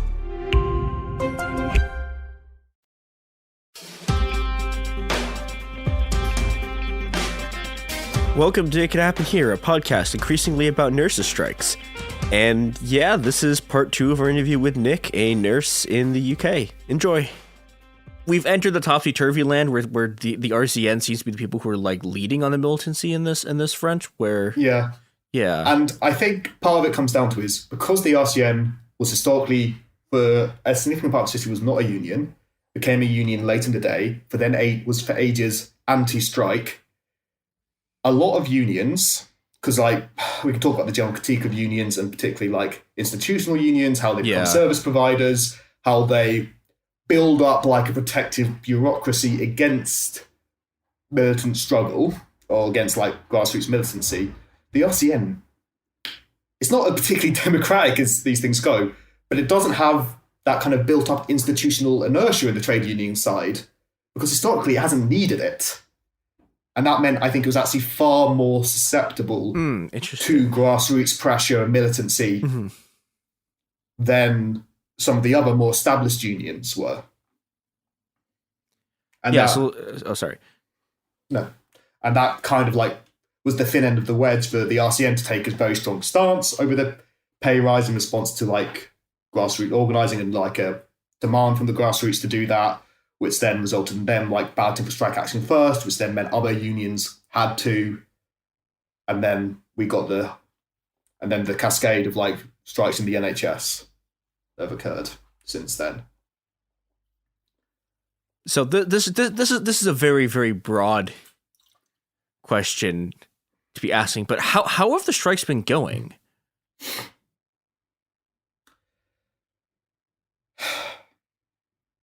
That's kind of a difficult one to say. So Scotland, for instance, has not been called out, has not actually had any strike days because the Scottish government went into negotiations to begin with and then made an offer. It was rejected. Strikes were announced. They made another, agreed to come back to negotiations. So like it's been effective in getting something moving in Scotland. Their current offer of 15% over 2 years, so 6 something this year, 5 something next year, is currently being voted on by the RCN membership. It's not a good, but it's a significant movement of what came before. Mm-hmm. Wales, the Welsh government, after saying, no, we can't have any more money, we literally can't because Westminster controls our budget. Westminster won't give us any more budget for this, has now made an improved offer. It's crap. but it's like something. It's forced them to shift when they were claiming it was physically impossible for them to do it. Which every single time, like, I can think of exactly one time ever where I've seen an employer make that demand and it was actually true, but this is not like that. That was like what, Norfolk Southern in like the 1970s, and it was only true once, and it's never been true ever since then. Like, you will hear this from every fucking employer who you attempt to go on strike against, and they're always lying, like every single time. What I will say is, like, in the case of Wales, it is very true. The Welsh government's budget is set by Westminster, by the central government. So it's a lie, but it's a plausible lie. Yeah. And Wales is generally massively... Wales has, like, some of the highest rates of child poverty outside of Eastern Europe, in Europe. Part of the reasons for this is because the Welsh government is chronically underfunded. Yeah. Due to political decisions made in England. But it's still not true. And then in England, like, it's got to the point where a government who are categorically opposed to any negotiations with trade unions have actually come to the negotiating table. So from that, although I suspect there are loads of preconditions that haven't been publicly talked about, they're going to not make a credible offer, in my view, and as a stalling tactic. But the fact they even chose to come to the table at all, I hate saying this because it's the kind of thing that makes people complacent, but that is actually quite big. That the Conservative government actually agreed to do it, to come to the negotiating table, stopped hiding behind, there's an independent pay body that decides these things, stopped saying we can't afford to fund the NHS anymore, actually just coming and sitting at the table at all to negotiate is like a big move in of itself. Now, if we talk about numbers of participation in strikes, there's been a lot of difficulties, nowhere near as many people have participated in the strikes as should have been, I will be frank and say. So now we're going to talk about the derogations, the situation of derogations, which is like the RCN voluntarily saying, we will allow this many people to continue working these days and these areas in order to maintain patient safety. Which is, on one hand, we don't want any patients to die, obviously. On the other hand, it's a very easily abused stance to take. And there are just nurses who are in other trade unions who aren't in trade unions as well.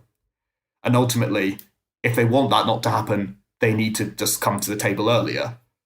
And so this resulted in a process where, ITU and time-sensitive chemo and pediatric A&Es were derogated by default. And then there was an agreement of, if the wards had less than nighttime numbers, we would agree for a small amount of our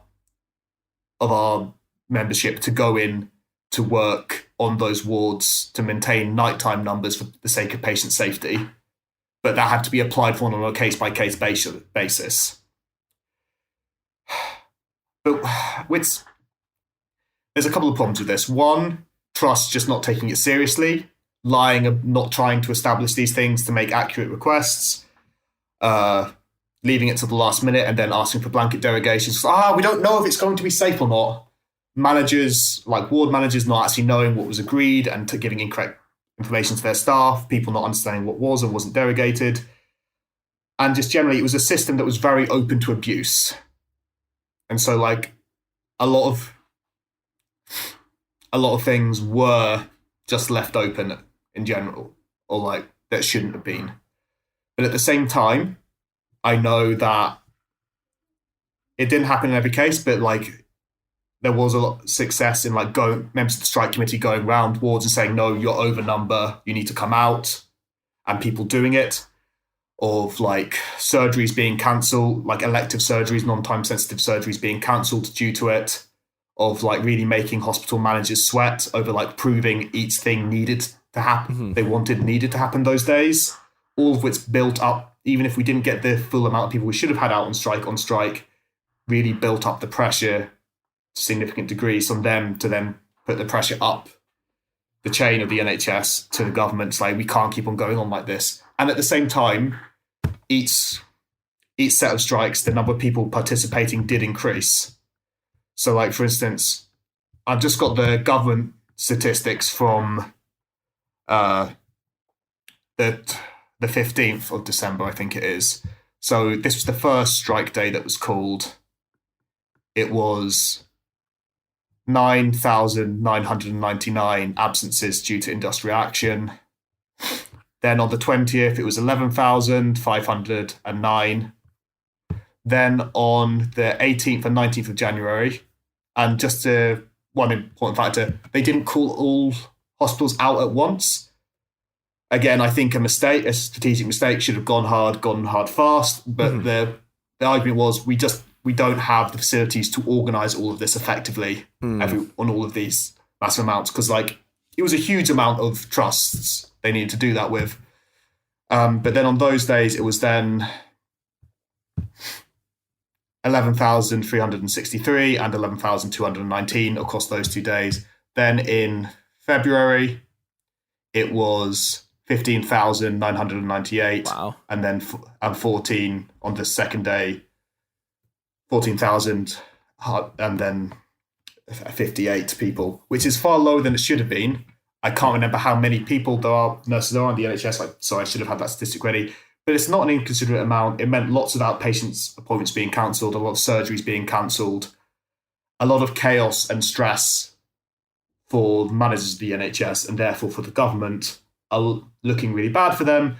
And it's a clear upwards trajectory, which meant that when the RCN announced, we're going to do 2 days consecutive, we're going to keep it going through the night, which they hadn't done previously, and we're not doing derogations. ITU will be staffed, we're not doing anything else. I think, no, even ITU wasn't staffed. We'd consider it on a case-by-case basis. We won't be considering... What's ITU? Sorry. Intensive care, ICU, okay. for America. Oh, I see. Okay. Okay. Yeah. So that meant that at that point, the government like, okay, we need to move to a new delaying tactic. They're not just going to give up. Mm-hmm. And I think with that, as it went on, like, people were itching to go further. And so, for instance, like, A&E was derogated, which is the area I work in. But like a lot of people, and this is reflective of like most areas that were derogated, when I spoke to people who weren't, them like, no, we need to be out. We need to be out the picket line. And like after the first 2 rounds, there was also a growing effort to like try and find out from the membership what the actual situation was, so that on like staffing on the wards, because all wards are chronically understaffed. So when they said, oh, well, we need this amount of people, who say, no, we know that's a lie. We know on nights there's actually only 3 registered nurses. There's not the 4 you're claiming and stuff like that. Mm-hmm. Which, again, I think was a really positive move in, like, embedding a kind of, like, workers' inquiry and workers' knowledge about their workplace into the organising of the strike that had been quite a top-down process. Mm-hmm. But, yeah. And I'm kind of worried about how this delay and break in the strike action will affect that momentum that had been building up. I think, like, to a large degree, people are, like, itching to go again. And I think that desire to go again is building as it goes. Like, when it initially happened, when these strikes were initially called off, there was a lot of, like, trust, like, in, like, the big WhatsApp groups and stuff, and talking to people. There was a lot of, like, people thinking, or at least, I don't know if this was representing general opinion, but people were quite vocal and being saying, no, we need to trust, like, Pat knows what she's doing. They wouldn't have called it off for this thing. It's like, it's getting more and more those people being like, no, we need to go. We need to get back on the picket line. And there's been a petition that's been going around, that's been getting quite a bit of news, like setting out some hard lines, like to the RNC leadership about what kind of stuff they should accept, like saying, no, we need to stick to the above inflation busting, we need to not compromise on this, we need to not compromise on this, which is, I think, got 880 signatures at the moment, which doesn't sound like a huge amount, but like, again, you're going through quite a lot of inertia of like attitude of like, you've got to leave it to the leadership among the membership, even when they were unhappy with it. And it's only 1,000 signatures that are necessary in the RCN's, where the RCN works, to call an extraordinary general meeting, which then can do pretty much whatever it wants. And that's how the leadership in 2018 was kicked out after the bad pay deal then. Oh, that's really interesting. Yeah. So like the RCN very undemocratic, except for this one particular thing. Yeah, is that a normal thing? Is it like a normal thing for unions in the UK, or is that just like a weird? Most, I think, all unions have a amount of people, a set amount where if like membership's calling for an extraordinary general meeting, they have to do it. The RCN's one is really low. Interesting. Essentially, and like there were some moves where like people in the RCN least saying, "Oh, we need to change it. We need to get rid of that, and we need to raise it to be more in line with other unions." But that again is something that will have to that if that does happen, that kind of change would have to go through like a membership-wide vote. It's not something the executive leadership could just impose. That's good. Yeah. So like there is a process of like these strikes were like a result of like increasing general level of militancy among nurses in general and among NHS workers, and I think particularly because everyone knows it's awful, the situation. Yeah. And then with like a slightly more organised and spear in it that resulted in that petition in 2018, arguing for stuff at like congresses and things, and then that sort of active strike has like got the membership feeling like they should have a more active role, and I think it's pushing things in a positive direction, even though I think the RCN leadership has gotten to a point where by mistake it ended up way ahead of the other unions and is now trying to backpedal. But I think there's a lot of potential for like more grassroots organised by the membership to prevent that happening. Yeah. We are in a difficult position, though, in that the time is running out. Strike mandates in the UK only last for 6 months. We are at... When the government agreed to negotiations, we're at 2.5 months left of the mandate. It's now 2 months left of the mandate. You have to give 2 weeks notice before strike action.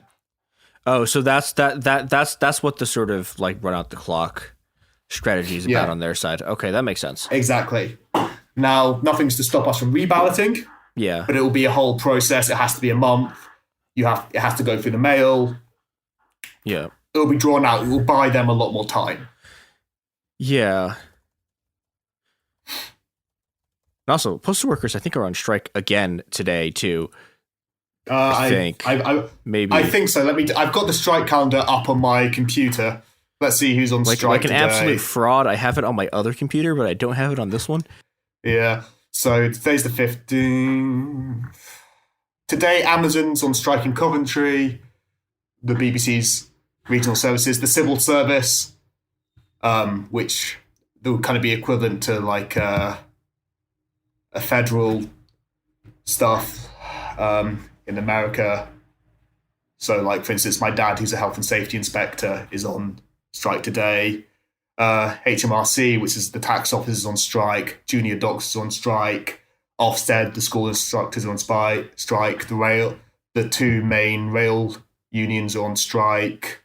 Teachers are on strike, and university staff on strike. Not the postal service today. But yeah.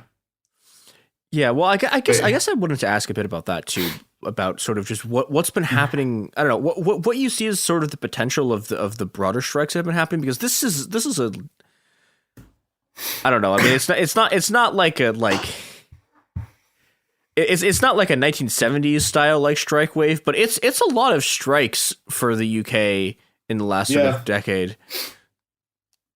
It's big. Like there isn't the level of cross-union cooperation and talks that you would want. Mm-hmm. There's a lot of like people turning up to each other's picket lines. There's a lot of like solidarity present, but it's not coalescing into like a unified movement, which you'd hope it to be. Although I do think if something doesn't change, it is moving in that direction. And like the Conservative government is at like an all-time low in its popularity ratings. Yeah. I think, I don't know if you're aware from this quote from Margaret Thatcher about how her main political goal was remaking the soul of Britain. Because like up until that period, there was a very strong trade union movement in the UK. It had like one of the best social democracies in the world, like comparable to Scandinavia today. there was far more like a collective attitude in the UK. And like Margaret Thatcher's explicit, I can't remember the exact quote, but explicit project and the project of the Conservative Party at the time, let's not put it all on her, great woman theory of history is as bad as great man theory of history, to move the like general social attitude and personality of like people in Britain away from that like orientation to like community and collective struggle and action. And there is a part of me that feels like this is a move away from that, because like everyone you go to, there's whinging about like an inconvenience caused by a strike, but pretty much everyone is like, yeah, they have it's awful for them. It's all the strike drivers. Good on them for standing up for themselves. Good on the teachers for standing up for themselves. Good on postal workers for standing up for themselves. Good on nurses for standing up for themselves. Like the amount of like stuff I've been brought by people on the picket lines has been incredible. It's like each day I've just been like rolling down the hill from my hospital to my house, like with a bloated stomach from like stuff members of the public have brought and dropped off at the picket line. It's it makes me feel like there is the optimist part of me. It does feel like there is a reorientation in general of the British public to like the idea that we don't have to put up with this. Yeah. And you don't have to struggle and try and get it on your own. And like it's early days yet, but I do see something positive moving in that direction in the UK as a result of this strike wave. Yeah, that is I don't know, that is great news from a place that does not usually generate great news. This is the deeply optimistic part of me. On the other hand, you have like a lot of bad news coming out of the UK at the moment. Yeah. Like this strike wave is good news. It is the fact that it's happening in the NHS in particular, which has been so resistant to industrial action historically, and also just because of what a significant part of the economy it is as well. Because like the NHS is the 8th biggest employer in the world. Wow, I didn't know it was in the world. That's wild. Yeah. Like, it used to be, like, the 5th biggest in the world. Wow. It used to only be that the American Army, the Chinese Army, McDonald's, and Walmart were big employers in the NHS. We've been overtaken by Amazon and such now, but... Yeah. Like, strike action... So, like, from, like, a worker's perspective, like, strike action of, like, the largest section of the workforce, nurses... in the NHS, the 8th biggest employer in the world, leaving aside the situation of everything else in the UK, leaving aside the history of the opposition, like the active opposition to the idea of striking within nursing historically in the UK, is huge news and something to be hopeful about. And then put in the context of the more broader strike wave in the UK and within the NHS in general, this is huge.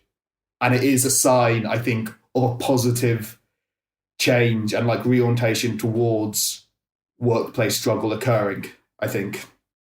So I've now heard 2 different places do this, which was, I heard this in Chile in 2019, and I heard this also on my picket line at the University of Chicago in 2019, which is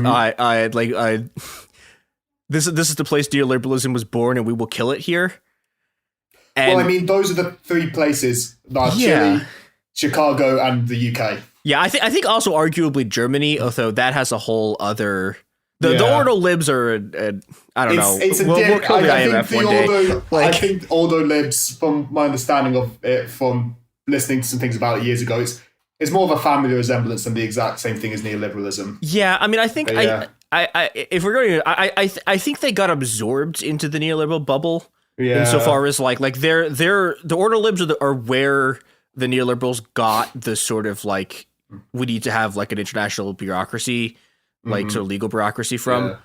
Like Hayek is also like heavily involved. Yeah, but that's a whole other story. But yeah, like it is encouraging to me that it's like, I don't know, like it really does seem like in the places where neoliberalism was born, it's starting to come apart. Yeah, and I know people have been predicting the death of neoliberalism for like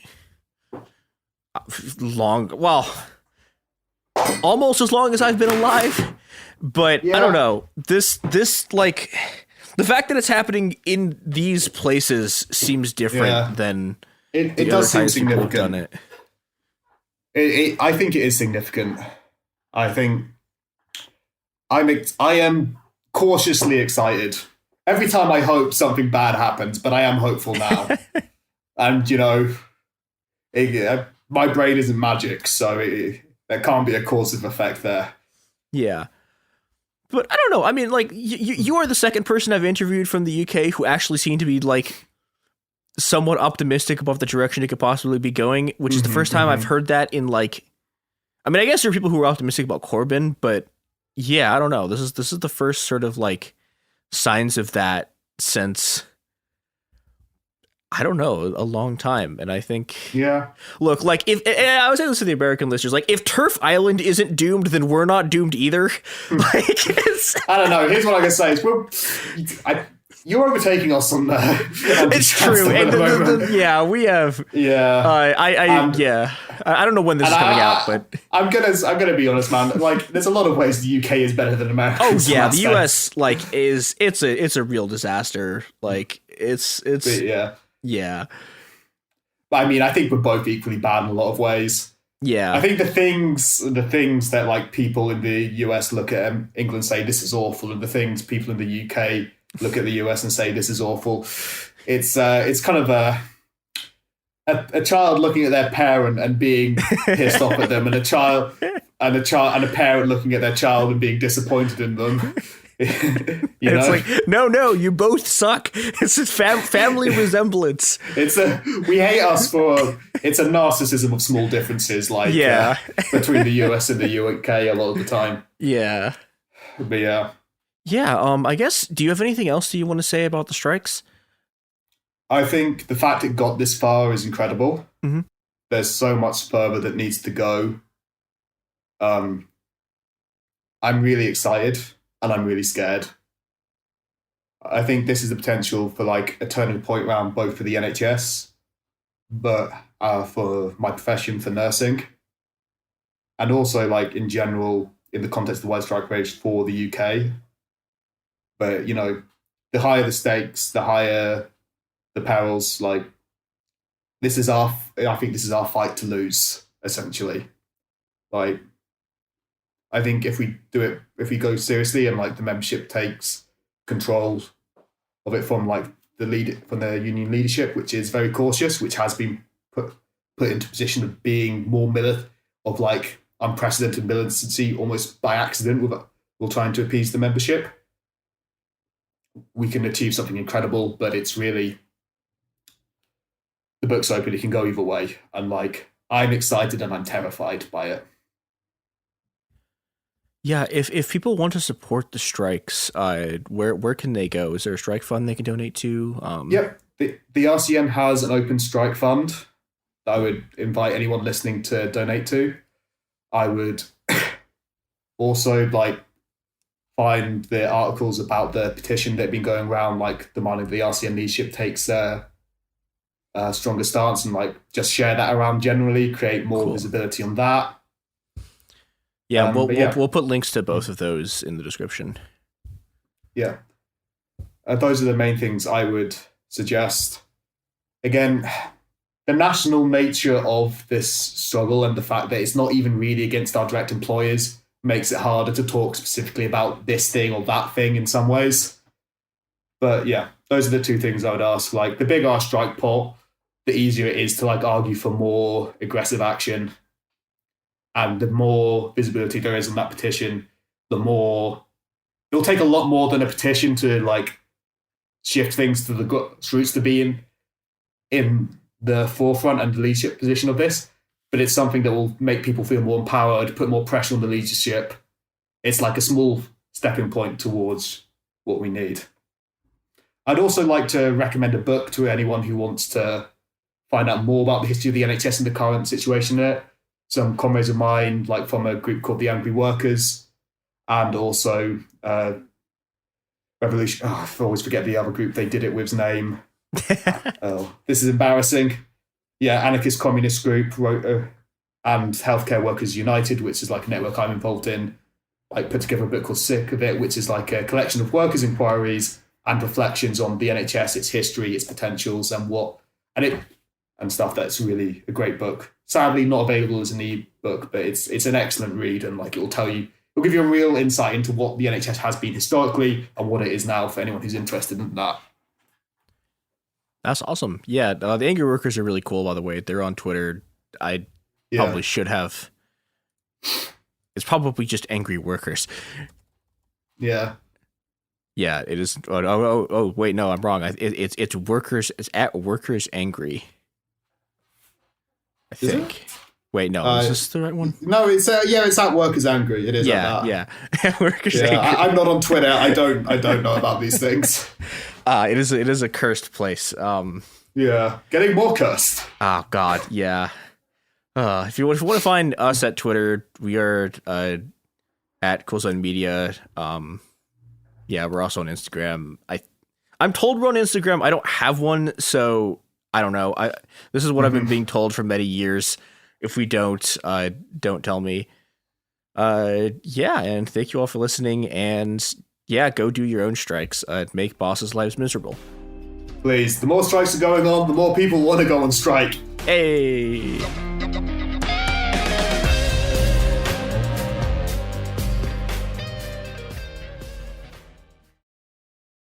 Support for the show comes from Public, the investing platform for those who take it seriously. On Public, you can build a multi-asset portfolio of stocks, bonds, options, crypto, and now generated assets, which allow you to turn any idea into an investable index with AI. It all starts with your prompt. From renewable energy companies with high free cash flow to semiconductor suppliers growing revenue over 20% year over year, you can literally type any prompt and put the AI to work. It screens thousands of stocks, builds a one-of-a-kind index, and lets you backtest it against the S&P 500. Then you can invest in a few clicks. Generated assets are like ETFs with infinite possibilities, completely customizable and based on your thesis, not someone else's. Go to public.com/podcast and earn an uncapped 1% bonus when you transfer your portfolio. That's public.com/podcast. Paid for by Public Investing. Brokerage services by Open to the Public Investing Inc. Member FINRA and SIPC. Advisory services by Public Advisors LLC, SEC registered advisor. Generated assets is an interactive analysis tool. Output is for informational purposes only and is not an investment recommendation or advice. Complete disclosures available at public.com/disclosures.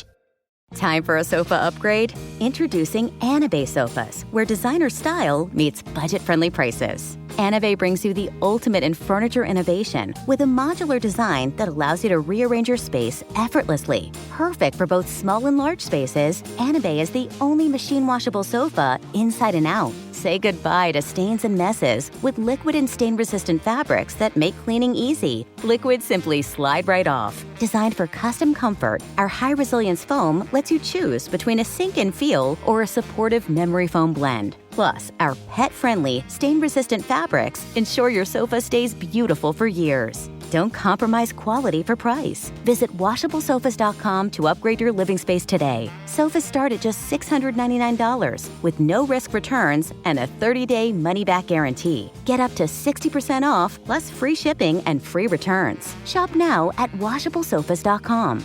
Offers are subject to change and certain restrictions may apply. There's no championship league for small business owners, but if there was, you'd be at the top of the standings. Because going pro with Lenovo Pro means you've got the winning formation. One-on-one advice, IT solutions, and customized hardware powered by Intel Core Ultra processors help you stay ahead of the competition. Business goes pro with Lenovo Pro. Sign up for free at lenovo.com/pro. Lenovo.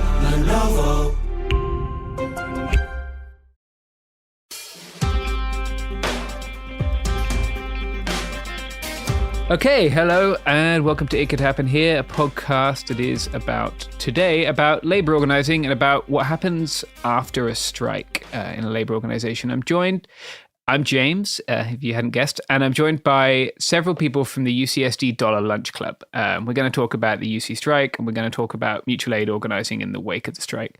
If you all would like to introduce yourselves, that would be great. I'm Alex. I use she, they pronouns.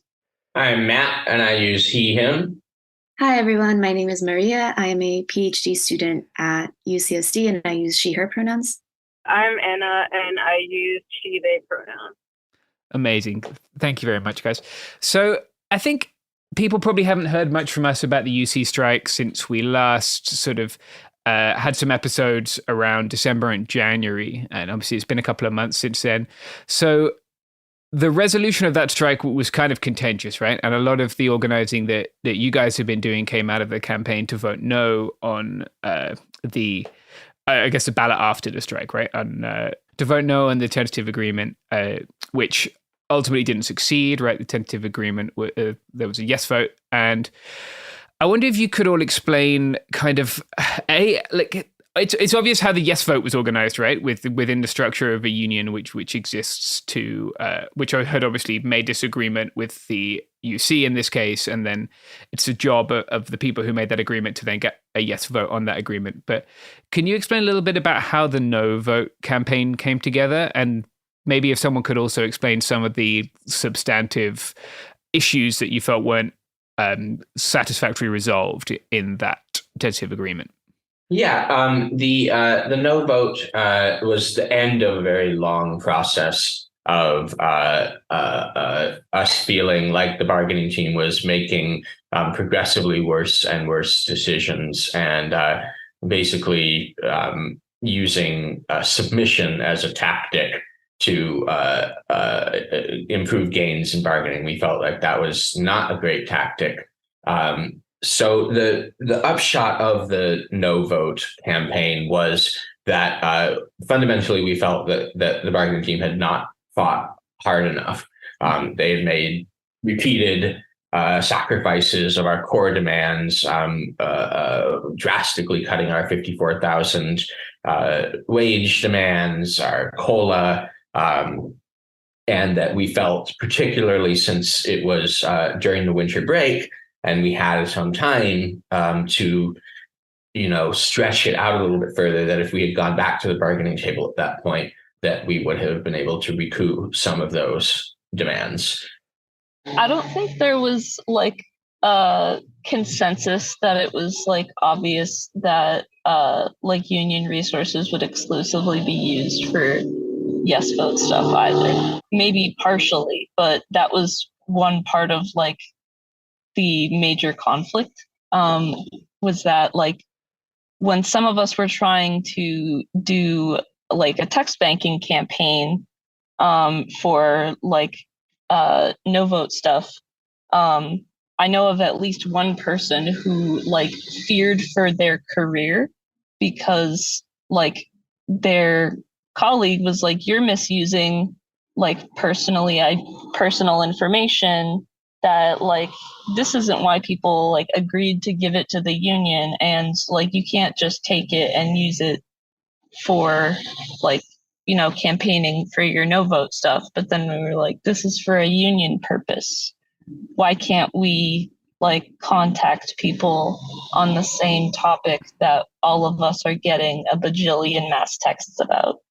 And so I do think that was also a point of contention within that the union does not share resources amongst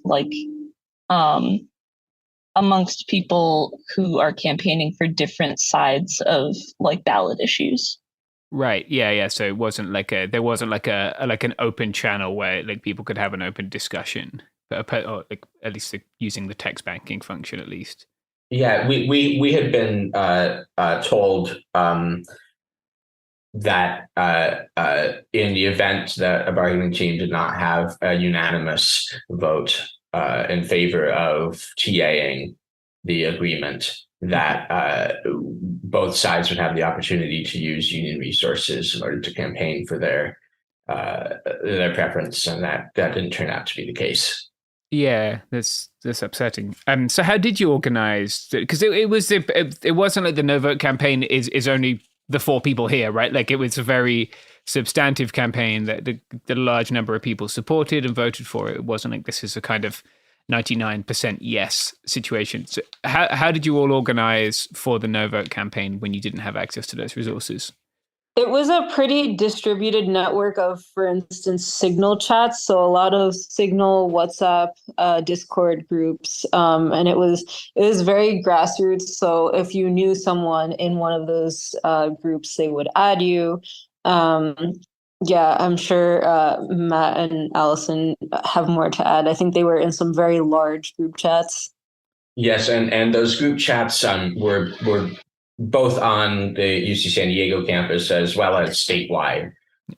So this wasn't just something that UC San Diego was voting on, right? This was all of the California campuses. We also had a strike center, which involved towards the end of our active picketing before winter break. A number of people from all different departments migrated from their pickets to a more central location. And although it was not synonymous with and it was unofficially kind of seen as the dissidents side, the vast majority of people who participated in the strike center ended up being no voters when the time came.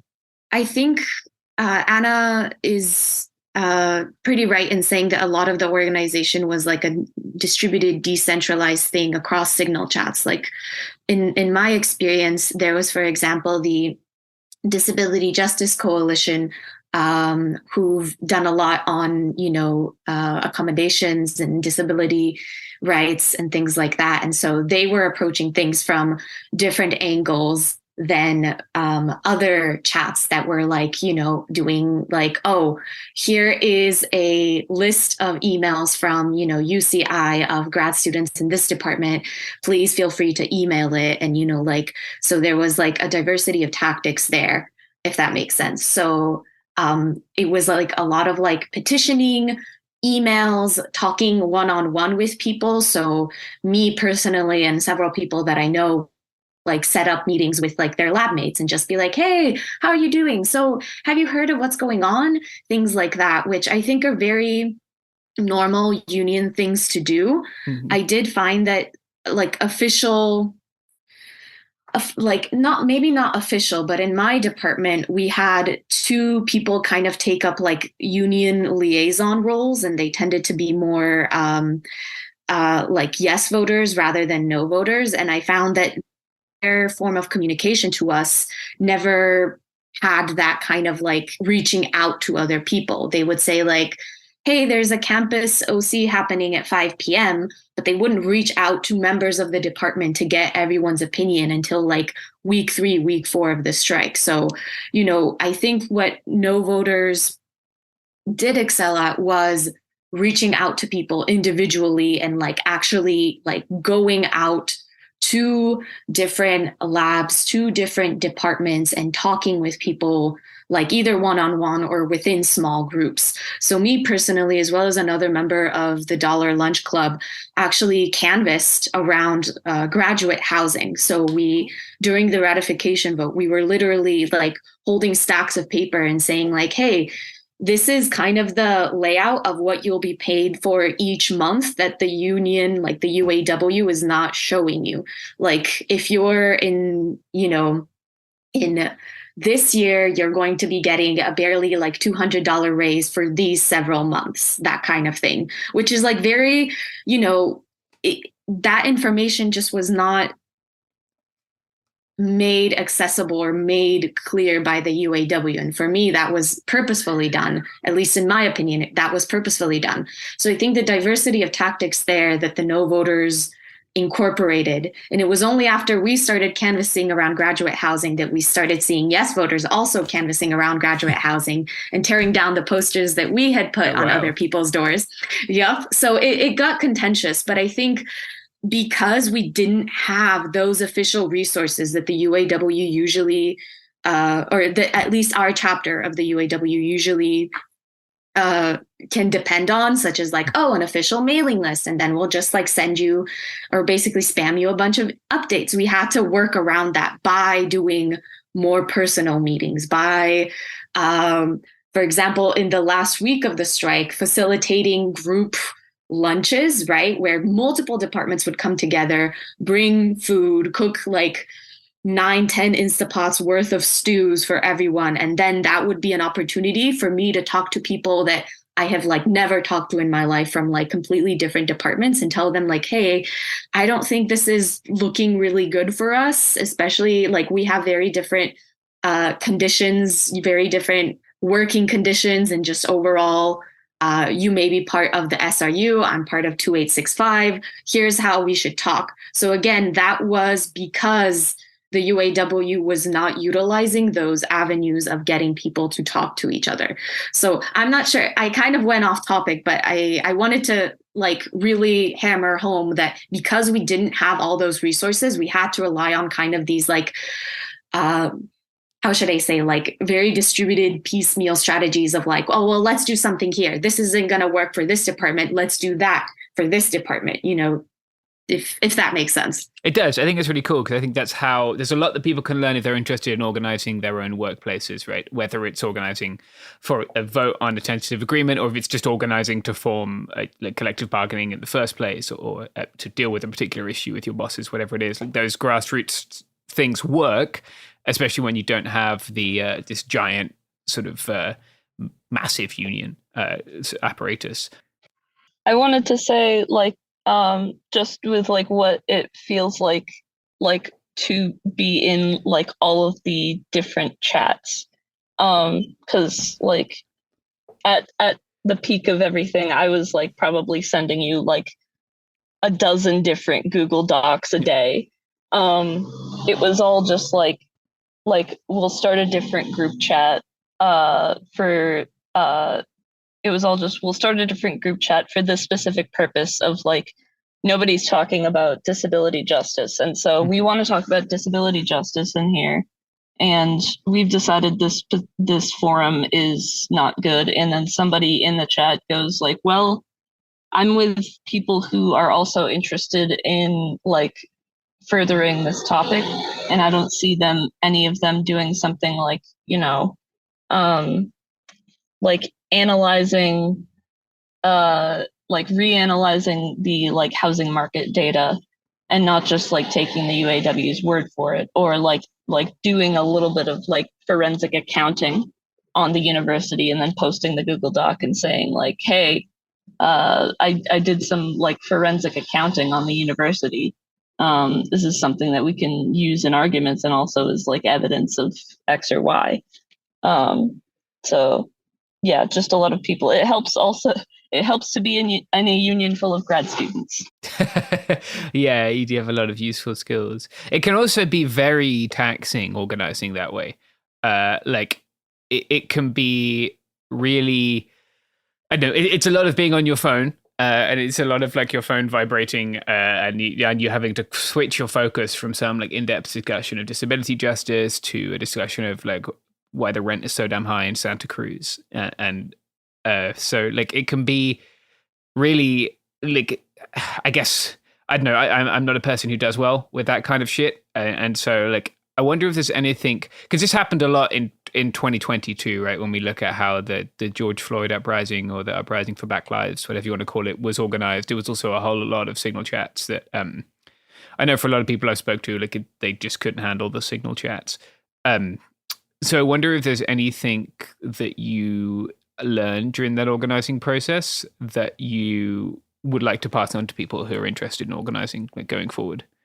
One thing I'll say is it became pretty clear that, you know, the people who had created the Signal chats or the WhatsApp chats were the ones who were able to monitor, manipulate, shut it down, which happens to our campus picket leaders organizing chat. After the no vote had already failed, this was a couple of weeks later during the joint council meeting of the UAW. And, you know, the discourse and the arguments that were happening there, while certainly very painful and vociferous, were also, you know, very connecting to the campus. Lots of different departments were on there. So we still got a lot of ideas about, you know, what other departments were thinking of. And with the locking down of that chat, which was kind of a unilateral action on the part of one of the moderators, that just really ended a lot of campus discussion. And in my opinion, furthered the divide between the two sides. And the other thing that I'll say is, it's really hard from a historical perspective, from a communications perspective, to see like that people who are typing slower are not getting their opinions out. People who are in multiple chats are getting certain types of information that other people are not getting. And my words of advice to any mass movement that is attempting to use these kinds of chat applications are, one, to be sure that you are monitoring for accountability. I realized very late in the game that you can actually download WhatsApp transcripts. So I downloaded the entire transcript just in case it got nuked. Screenshots also, people would say, well, I said this and, to this person, and say, no, somebody took a screenshot of that before you deleted it. And the other thing is, to always have backups, always have back channels, because there were so many instances of moderator led or UAW sanctioned chats that did not permit discussion. And in the absence, we were talking about that shit in our in our back channels. Yeah, I think that's good advice. Ken has just joined us, and I'm just going to allow them to introduce themselves before we go forward with discussing these organizing tactics. Go ahead, Ken. Hi, I'm Ken. I am a graduate student in the literature department. So I've been organizing with Dollar Lunch Club from week 0 before the strike started with Anna, and yeah. And me. Well, Matt was from day 1. That's true. I wanted to say, with respect to the question about just on my phone fatigue, I think a large part of why we are now this group of us here is Dollar Lunch Club is because we were just we all have on my phone fatigue, and we want to do something actually community building and meaningful for ourselves and other grad students. And yeah, getting off the phone and making soup together has been very good for that. Yeah. Maria, do you want to add to that? Yeah, I was going to say the same, because I think phone chats are vital, right? I'm thinking about how important Facebook Messenger chats were to the teachers' strike a couple of years ago. So those were really important, and they were really important in our strike as well. But I think because of the limitations of as Matt mentioned, someone can just unilaterally say, none of you can reply, only I can post updates. People can erase their messages. They can nuke the entire chat, disable it, all of that. Because of that, it really tells you oh, you can't just rely on online organizing. A lot of times you're going to have to do in-person organizing, which again, as Alex said really well, part of that is just community building. To me, what Dollar Lunch Club is, it's a continuation of that community building, so that we maintain contacts, so that we maintain having conversations with people that generally we wouldn't really be meeting every day, or maybe wouldn't even be meeting once a quarter, that kind of thing. There's people that I talk to in Scripps that I never would have talked to if we weren't doing some of these lunches together and finding out their situation. So they're in a kind of tough situation that I think would be good to talk about in soon. But I guess what I would say as advice for other people who are trying to unionize their workplace is to get people kind of engaged. You have to start with some of that community building. And I think food is one of those really good places to start community building. It could be also other types of activities. So all throughout the strike, there was, times when people would be like, hey, let's do yoga by the beach, or let's do yoga on this picket, or let's do a dance on this picket, or let's do a fashion show on this picket. Those are all fun activities that I think people who do not want to be at their workplace all the time, people who just want to catch a break, you can engage those disengaged people that are just not paying attention to politics by offering activities that are important for community building and for getting to meet people that you wouldn't have talked to before. So I think that's kind of like vital to a union functioning, is building all of these contacts. And then when you have talked to someone several times, when you have had lunch with them several times, then you can really get into the nitty gritty of like, well, how do you feel about the contract? How do you feel about, unionizing? How do you feel about so-and-so? I think that kind of community building is something that like the UAW 2865 at least really just like neglected. So my example here is on one of the pickets, not the picket that I was on, but on one of the pickets, I later talked to a guy who was saying like, oh yeah, our picket is really militant. We're supposed to be like shouting at people on the street the entire time. And, our picket leader, she's like going all out, and she, has lost her voice because of that and all of that. And I was thinking like, okay, but don't you want to rest? Do you do anything for fun to keep people going to the picket? Because his picket had dropped in numbers so much that they had to combine numbers with another picket, right? And to me, that was like, you are making this really, really stressful for people. That's not to say that, preventing people from parking there isn't important. It is. But most people can only do that for a couple of days, and then they're like stressed out and they do not want to contribute to that strike situation anymore. They just want to sit at home and not do work, right? Which is kind of what a strike can be. But to keep people on the picket lines and to keep in contact with them because they're coming on campus or, at the workplace every day, you have to make it like pleasant to be there. And so that was one of the things that I learned from one of those pickets where like, you aren't doing any community building. Like your community building is a single basketball hoop that you brought and you put on the parking lot.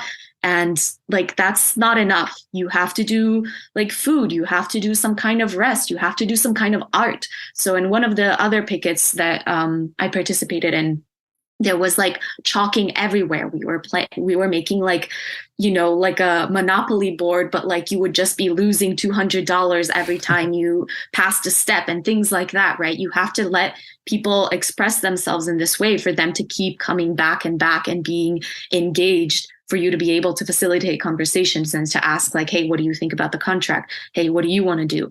I think community building is the most important thing, and that can be online, but it also should have an in-person component to it. Yeah, I think that's really well said. Fun is a way, like intentionally making time and space and energy for having fun as a community, and just like doing things that are just like this is because all of us need to eat and all of us need a break. Like that is a way to like keep up your stamina and like help people to keep up your stamina for something taxing like a strike, and also like to help people find the kind of meaning that helps them like want to come back and continue devoting energy to the thing.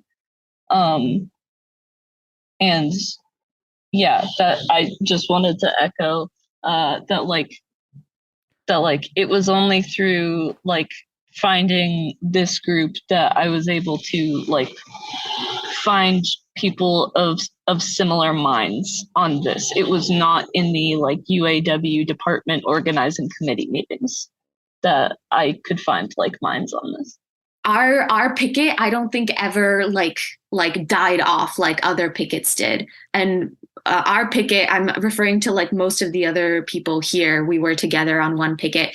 Part of that is because we were allowing like space for so many different activities to do. Like there is one person in my department who kept coming despite my department being like really politically disengaged, because we had like a button maker and we could make buttons. And he was like, hey, this is fun. I'm just gonna like continue drawing buttons for people. I like doing that. And it was like, go for it, you know, like as long as you're here, as long as we can communicate with you and like hear your opinions and see what you want out of the contract, and you keep on coming, like we love that, you know, like if you allow space for different people to do different things, if there's like a diversity of tactics, I think you're going to get people a lot more engaged than if you have this like top down, like, no, we should only be preventing people from parking here. We should only be shouting at students to not go to class. Like, there has to be a diversity of tactics. Now will be a good time, I think, for us to explain exactly what Dollar Lunch Club is and what it does. So does someone want to take on explaining that? A Dollar Lunch Club is very much like, I would say, ground up organizing tactics, I guess. It's everything is sort of collectively decided in a weekly meeting, and in the past quarter, it's been lunch.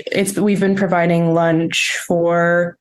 It's targeted at grad students, but really welcoming all community members, regardless of like affiliation with UCSD, although it's mostly UCSD students and grad students that have been attending. But we've been doing lunch for $1 2 to 3 times a week in different places on the UCSD campus. Sort of like some of it is just lunch, and some of it is sort of like ad hoc catering, I would say, of different kinds of organizing efforts or like interdepartmental lunches. So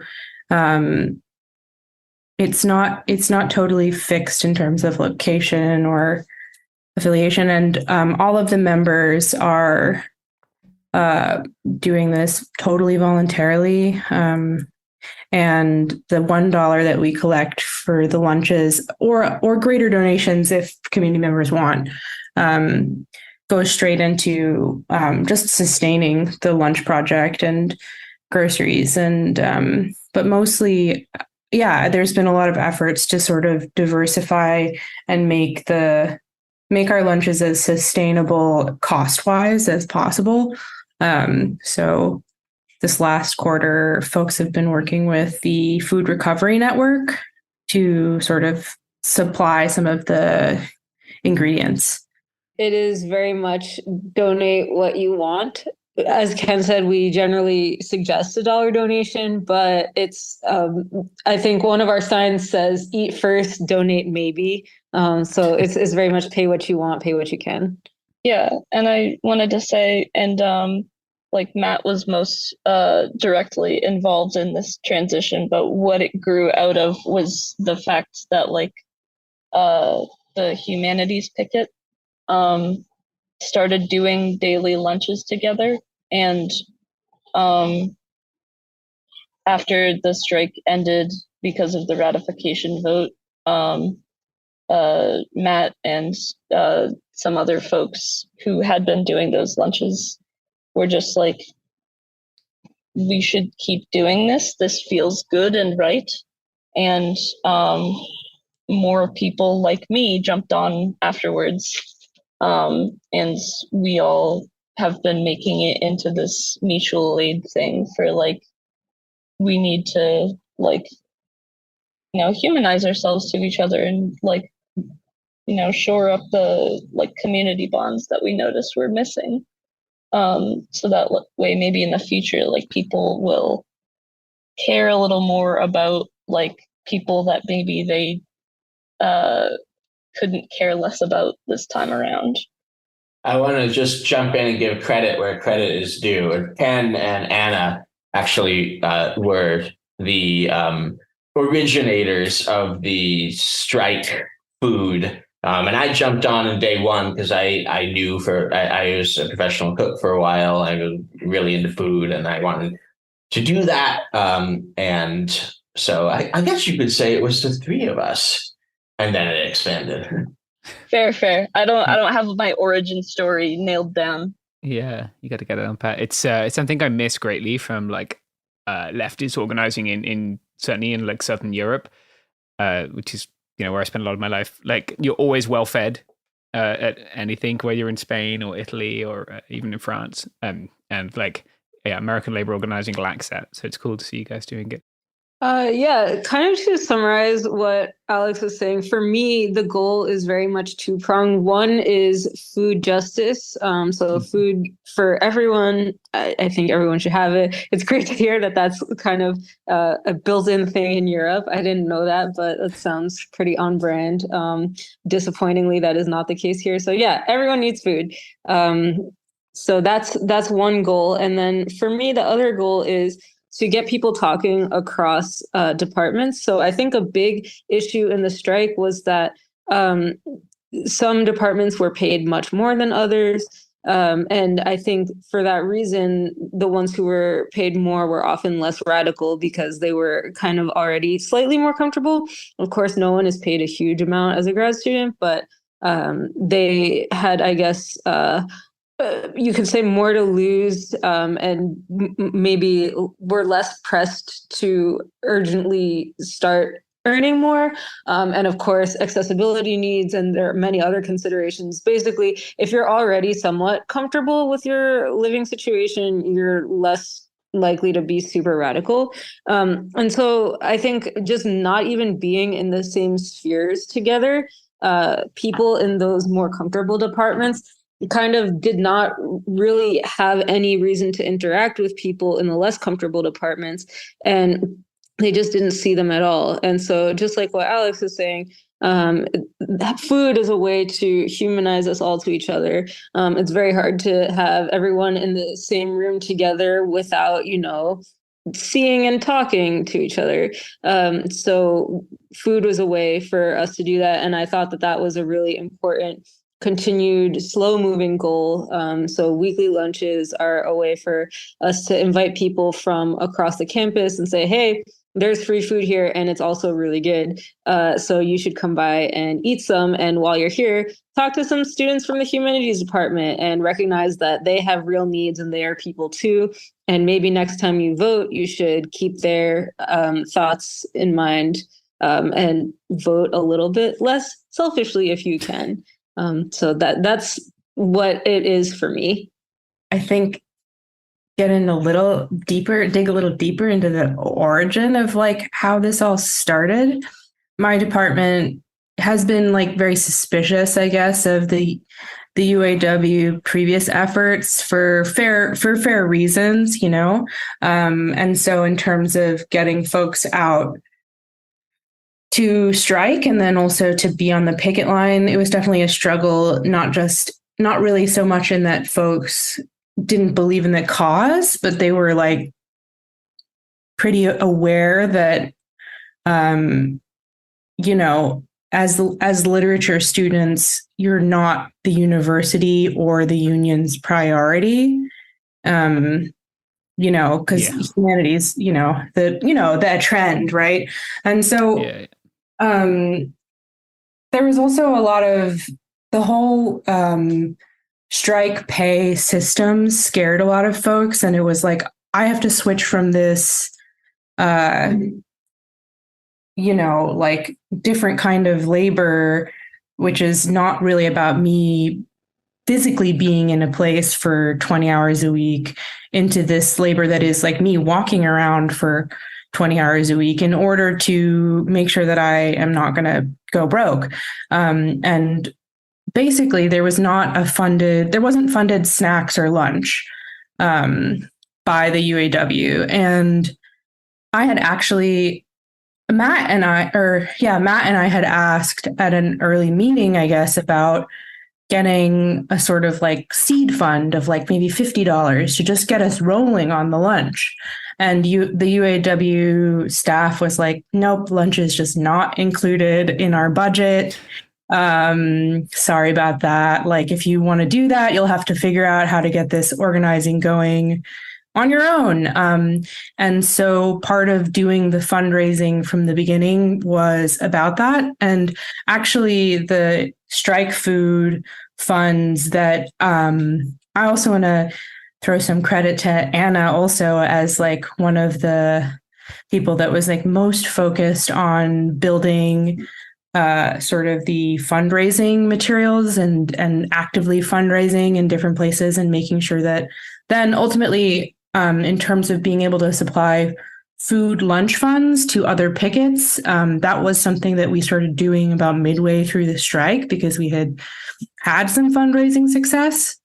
And it was kind of crazy because I remember just like the last day of the strike itself, just being at another picket where, that had sort of developed more of its own like lunch culture, like using some of that, like that fundraised cash and like also using efforts from other folks. But just the picket being like, somebody at the picket being like, damn, they got to get on that lunch thing next time. This was key. And I was just like, no.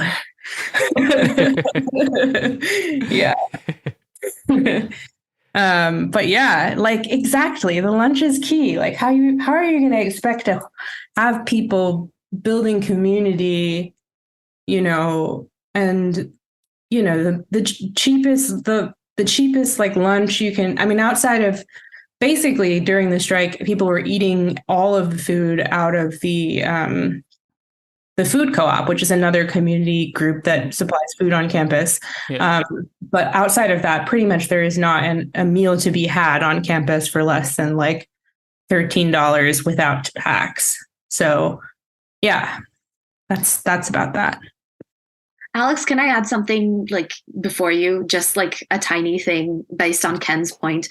I was going to say at one point, I think it was week 2 or week 3 of the strike, we were making so much food. We were feeding like probably 100 people, and then we would have leftovers and we would literally walk the leftovers to the other pickets. And it surprised me so much that the other picket would just be eating like chips and donuts. And here I am like dropping off like cooked, like bean burritos or like salads or things like that, like actual food for them. So like, to me, this was like not even a failure on the UAW's part. It was like very intentional of like, well, you're kind of on your own, so that's like the power of food to me is like well-fed people are going to keep coming back. People that don't have to spend like a bunch of money on getting like donuts, I don't think they're going to keep coming back, Yeah, what Ken was saying earlier about props to Anna. Nobody moves a secondhand Instapot in San Diego County without Anna knowing about it, is one of our group jokes. Thank you all. Yeah. We love you. You too. Yeah. But yeah, I wanted to offer some contrast to like how like the other folks' departments have been responsive to things and like what the attitudes are. So I am in the computer science department. We have plenty of money comparatively. And we are, I think, steps, what the previous steps were, like steps 8 and 9. And we organized a lot with like the electrical engineering department, which is like also like steps 7, 8, 9. And I remember very vividly this town hall we had before the ratification vote got announced, where like there was some temperature checking about like, how does everybody feel about this? Like if we put this up for vote, and everybody was just like, oh, it looks all right to me. I think this like, not incredible, but like I'd be able to handle this. And then I come in and get my turn and go like, guys, everything I'm hearing from the other side of campus is them panicking. And very upset. I don't think we should do this if the rest of the campus is panicking and upset. And I was just like not heard and kind of ignored. So yeah, a lot of the community building stuff, like when we talk about like trying to get people to like humanize like other people that they didn't seem to care about, we're talking about like the departments that didn't need as much help, like some of mine. And like the strike for me personally was like, it definitely transformed a lot of like my friendships for that reason. Because like I don't know how to be friends with people that are like, I see and hear that the people that you're talking to, I see and hear that you're talking to people who are absolutely freaking the hell out because like we'll have struck for 6 weeks or so and they'll still be poor, but like, I don't know how to be friends after that. I just wanted to touch a little bit more on the idea of feeding strikers and the massive logistical boon that was for our movement. Does anybody recall offhand how many weeks the strike went on? Or say 6. UAW rules were, in order to qualify for strike pay, we needed to have 20 hours of striking a week. So that boiled down to 3 shifts. You could do them you could do 2 in one day and 1 in another day. But by and large, at least most of the people on my picket were there, 5 days a week. But let's just say you got 3 shifts. Lunch, as we've already established at the UC San Diego campus, is around $13 a person, right? So that's $39 you're spending just on lunch, not on gas, which for me is quite expensive because I live somewhat far from campus.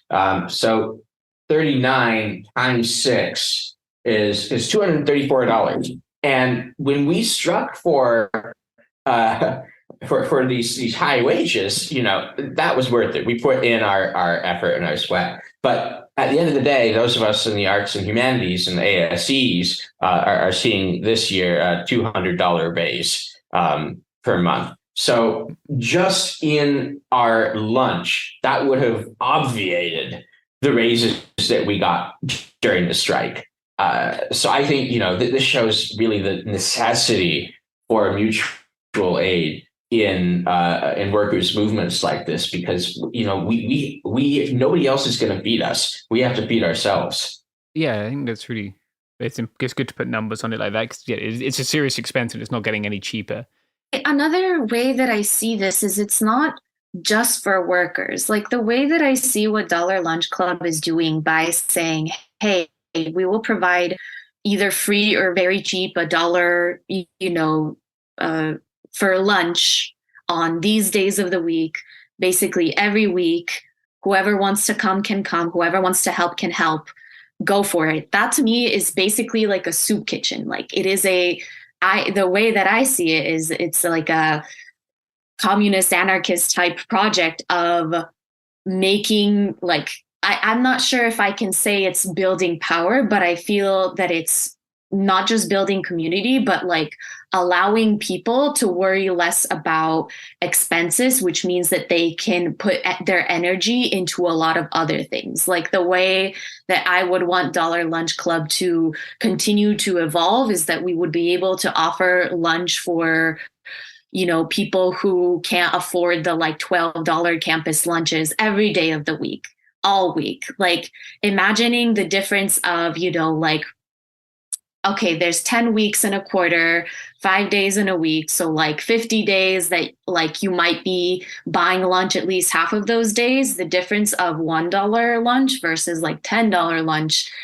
is like hundreds of dollars, right? So to me, if we can provide that, as we grow in time to all 5 days of the week, on several locations on campus, and we provide that for a couple of hundred students or community members or what have you, we will be making a material difference in these people's lives. And we will be showing them a different way that like organizing, or not even just organizing, but like that accessibility to food can be organized, if that makes sense. That it doesn't, getting food doesn't have to be this like capitalist project of like, I am ordering this sort of thing and I am getting this back. It can be like the more along the terms of like what we're doing, which is like we are seeing what food has been donated to the pantry. That we work a lot with the Basic Needs Hub, the food pantry, and so on, to get a bunch of like donated produce out of which we make foods, right? So we're reducing food waste. We're trying to, contribute to like food justice, making food as free, as cheap as possible, and allowing people to be like, hey, actually, the cafeterias that you see on campus, you getting lunch doesn't have to be this way. It doesn't have to, like you pay, like $2 for an apple or things like that. And then another thing that occasionally we've been doing is also foraging. So here in Southern California, there's a lot of edible non-native species, such as like mustard, curly dock, wild radish, things like that. And so we can like forage those and even make food out of them along with food from the food pantry. So not that we're really doing this right now, but my dream would be to really kind of revolutionize the way that food culture is in UCSD, and show people like, no, it can be a food kitchen where you don't have to like expressly worry about where you're getting your meal the next day. You don't have to pay $3 for a banana. You don't have to do any of that. You can have like a better future. You can have like a better experience at the university or just like in life in general. Yeah. I think that's really nice. I know, like, I teach at a community college sometimes, so it's a little different from the UC, but maybe not as different as people might imagine. And like one thing that I've noticed, like I always have food in my office, and a lot of my students are in food precarity and have been for a while, and like certainly around like the time of the fucking travel ban, when people's parents were stuck outside the country and they had to fend for themselves. It's a way that like we can move from this moment of alienation, which is like, your interaction with Panda Express, where you give money and you get a box of food you eat by yourself, to like a moment of solidarity, which is cool.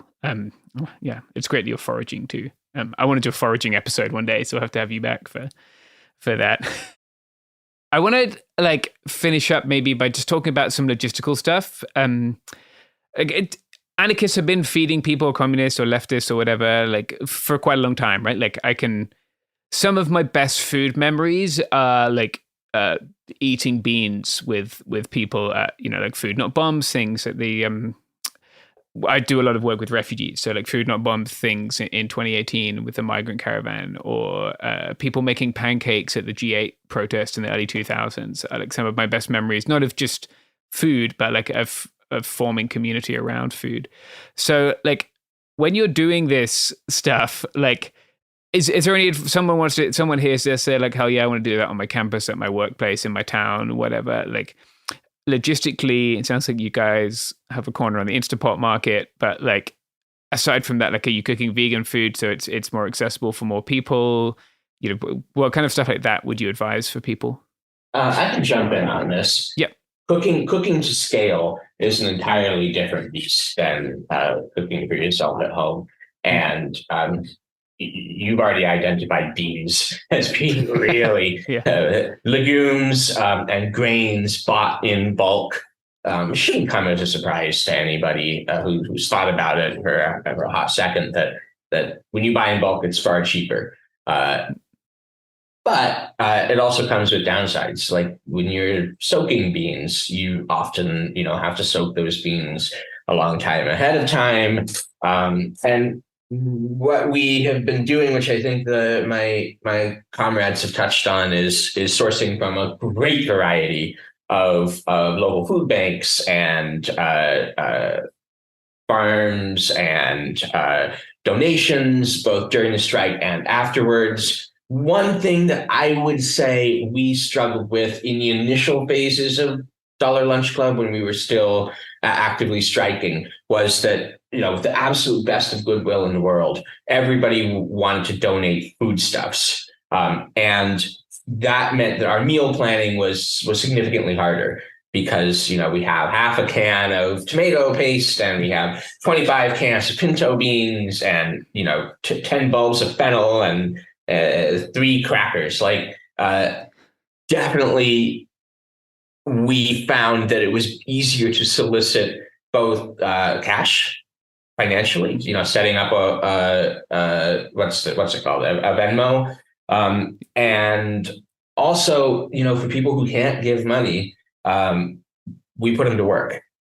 And that was, because people want to help. And we felt kind of bad after a while turning people away who are, offering to go to the store. And at one point in the strike, I think we got like 25 prepackaged Indian meals, which we ended up giving out to people for lunch. But as far as feeding people on site, being very specific about what kinds of things you're looking for ahead of time, meal planning well in advance with a sort of basic framework of, okay, we got a bean and we got a starch. What do we have to throw into the bean pot?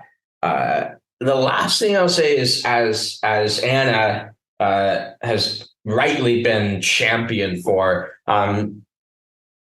the actual cooking devices are super important too. And that has perpetually been one of our biggest struggles because, we don't have a colander, so we can't drain the beans. And we have 4 Instapots, but they're different sizes and the lids for 2 don't work. With wear and tear, stuff is breaking right when you need it the most. So, if you are getting money donations, I think it's really important to budget for the pots and the pans and the can openers and these kinds of things that really make a difference in getting food hot and out on time and in large numbers. Yeah, I think that's very good advice. Maria had something to add. I have actually a lot of things to add logistics wise, because in our meetings, we talk about some parts of this. And so one of the big things that we talked about over the strike, but also after the strike, when we were like, hey, let's continue this project, is how much of our things should be like reusable versus like disposable, right? That was like a big topic of like, well, okay, we're using disposable forks and we don't like that environmentally because we're putting like a bunch of plastic into, the trash, right? And we have to buy plastic each time, but then like we don't know, okay, like should we buy like, a bunch of metal spoons, but they're going to be a little bit more expensive than the disposable ones, but maybe the cost will even out after a while. And like that kind of, discussion has to be had about like everything. So, about like bowls, about like the pans in which we cook in, like mixing bowls, like all kinds of things like that, where we're thinking, like based on the funds that we have, based on our usage of some of these products, is it worth it getting, like reusable things, which unfortunately we'll have to like clean afterwards. So they add to the labor, but thankfully they don't, pollute the environment in the way that disposable things do. So for us, because we do care a lot about lowering our usage of plastic, we did pivot to using more reusable things. So I think for a group that may be interested in, like facilitating something like this in their workplace or in their university or something like that, I think that is one important discussion that you want to have. What is the time course that you see of this project continuing? And is it worth it getting, like reusable versus disposable tools for the people that possibly you're going to feed?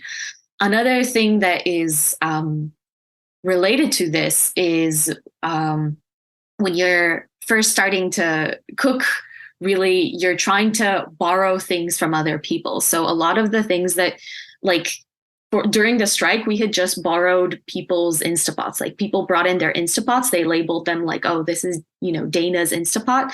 And then we used those Instapots. After the strike, we couldn't do that anymore. But there were some people that were willing to be like, hey, I'm actually like moving out and I'll donate all of these Tupperware to you. And so we took the Tupperware and now we have like a little Tupperware program where if people don't forget to bring their Tupperware to put lunch in, we just like label it UCSD Dollar Lunch Club, UCSD Mutual Aid, and we just give away the Tupperware. And oftentimes, it's brought back to us, that kind of thing. And that again facilitates food usage. So there's a lot of places where you can find things that you might need in this kind of thing. So can openers, I have found a bunch of jars that people, after they're moving away, they leave for free around graduate housing. So like there's a lot of things that you can get which you don't really require funds for. There's also buy nothing groups on Facebook that I think are particularly effective for this. So a lot of people that are just like, oh yeah, I'm like updating my kitchen, I'm throwing away a bunch of these utensils that you can just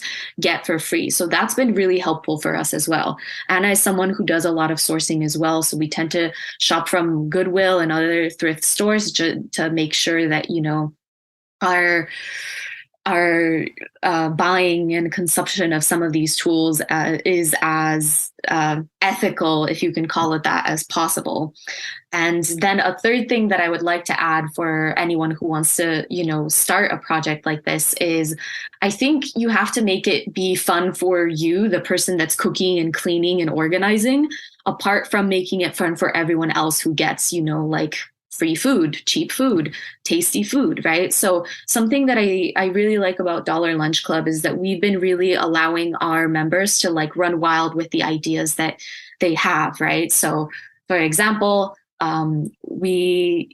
Anna and I have been talking about utilizing all the frozen bread that has been donated to us and making French toast, vegan French toast out of that. So we're really excited for doing something fun like that, because usually in a lot of like soup kitchen places, you have foods that are like, hey, this is nutritious, but like I don't want to eat beans all day. I'm someone who like does like beans, but not everyone else wants to just eat, like mashed beans all day, that kind of thing. And so having a variety of things that we cook, like we pretty much like cook all kinds of curries, a lot of like rice dishes, a lot of stews, pesto and spaghetti, like pasta, just like all very different kinds of meals that make it fun for the people who are arriving. So like I mentioned pesto, I made pesto a couple of times, and like a lot of people are like, ooh, pesto, basil, that's going to be great. And that was with like the foraged mustard that I was talking about before.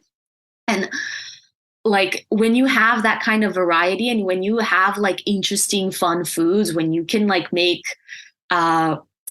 boba in like an Instapot, or you could grab a toaster oven and make garlic bread, which is things that we've done.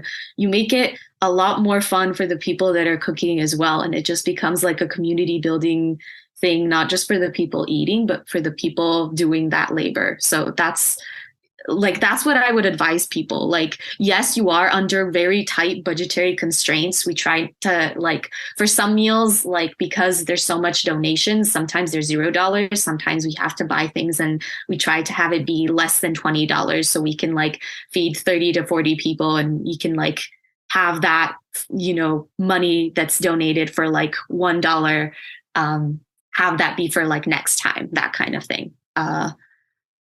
So like make it fun for yourself, so you can like continue doing that work and you won't burn out in the way that you might otherwise, even as you were trying to budget.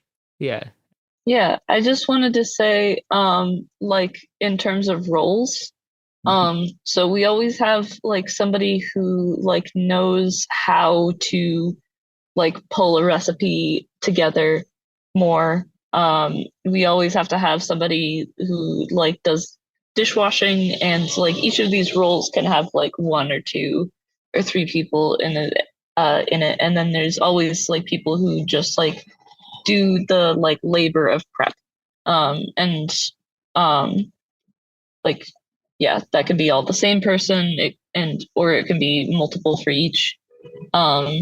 And I want to say, usually I am a person who either like I show up to peel veggies that people tell me need to be peeled, and I show up to wash dishes, because I'm not a person who is like, I have trouble making decisions about food. I do not want to be in charge of food stuff, and that has been like okay, and that has meant that like I do not have to like get nervous and worked up about like I don't know how to make decisions about food here.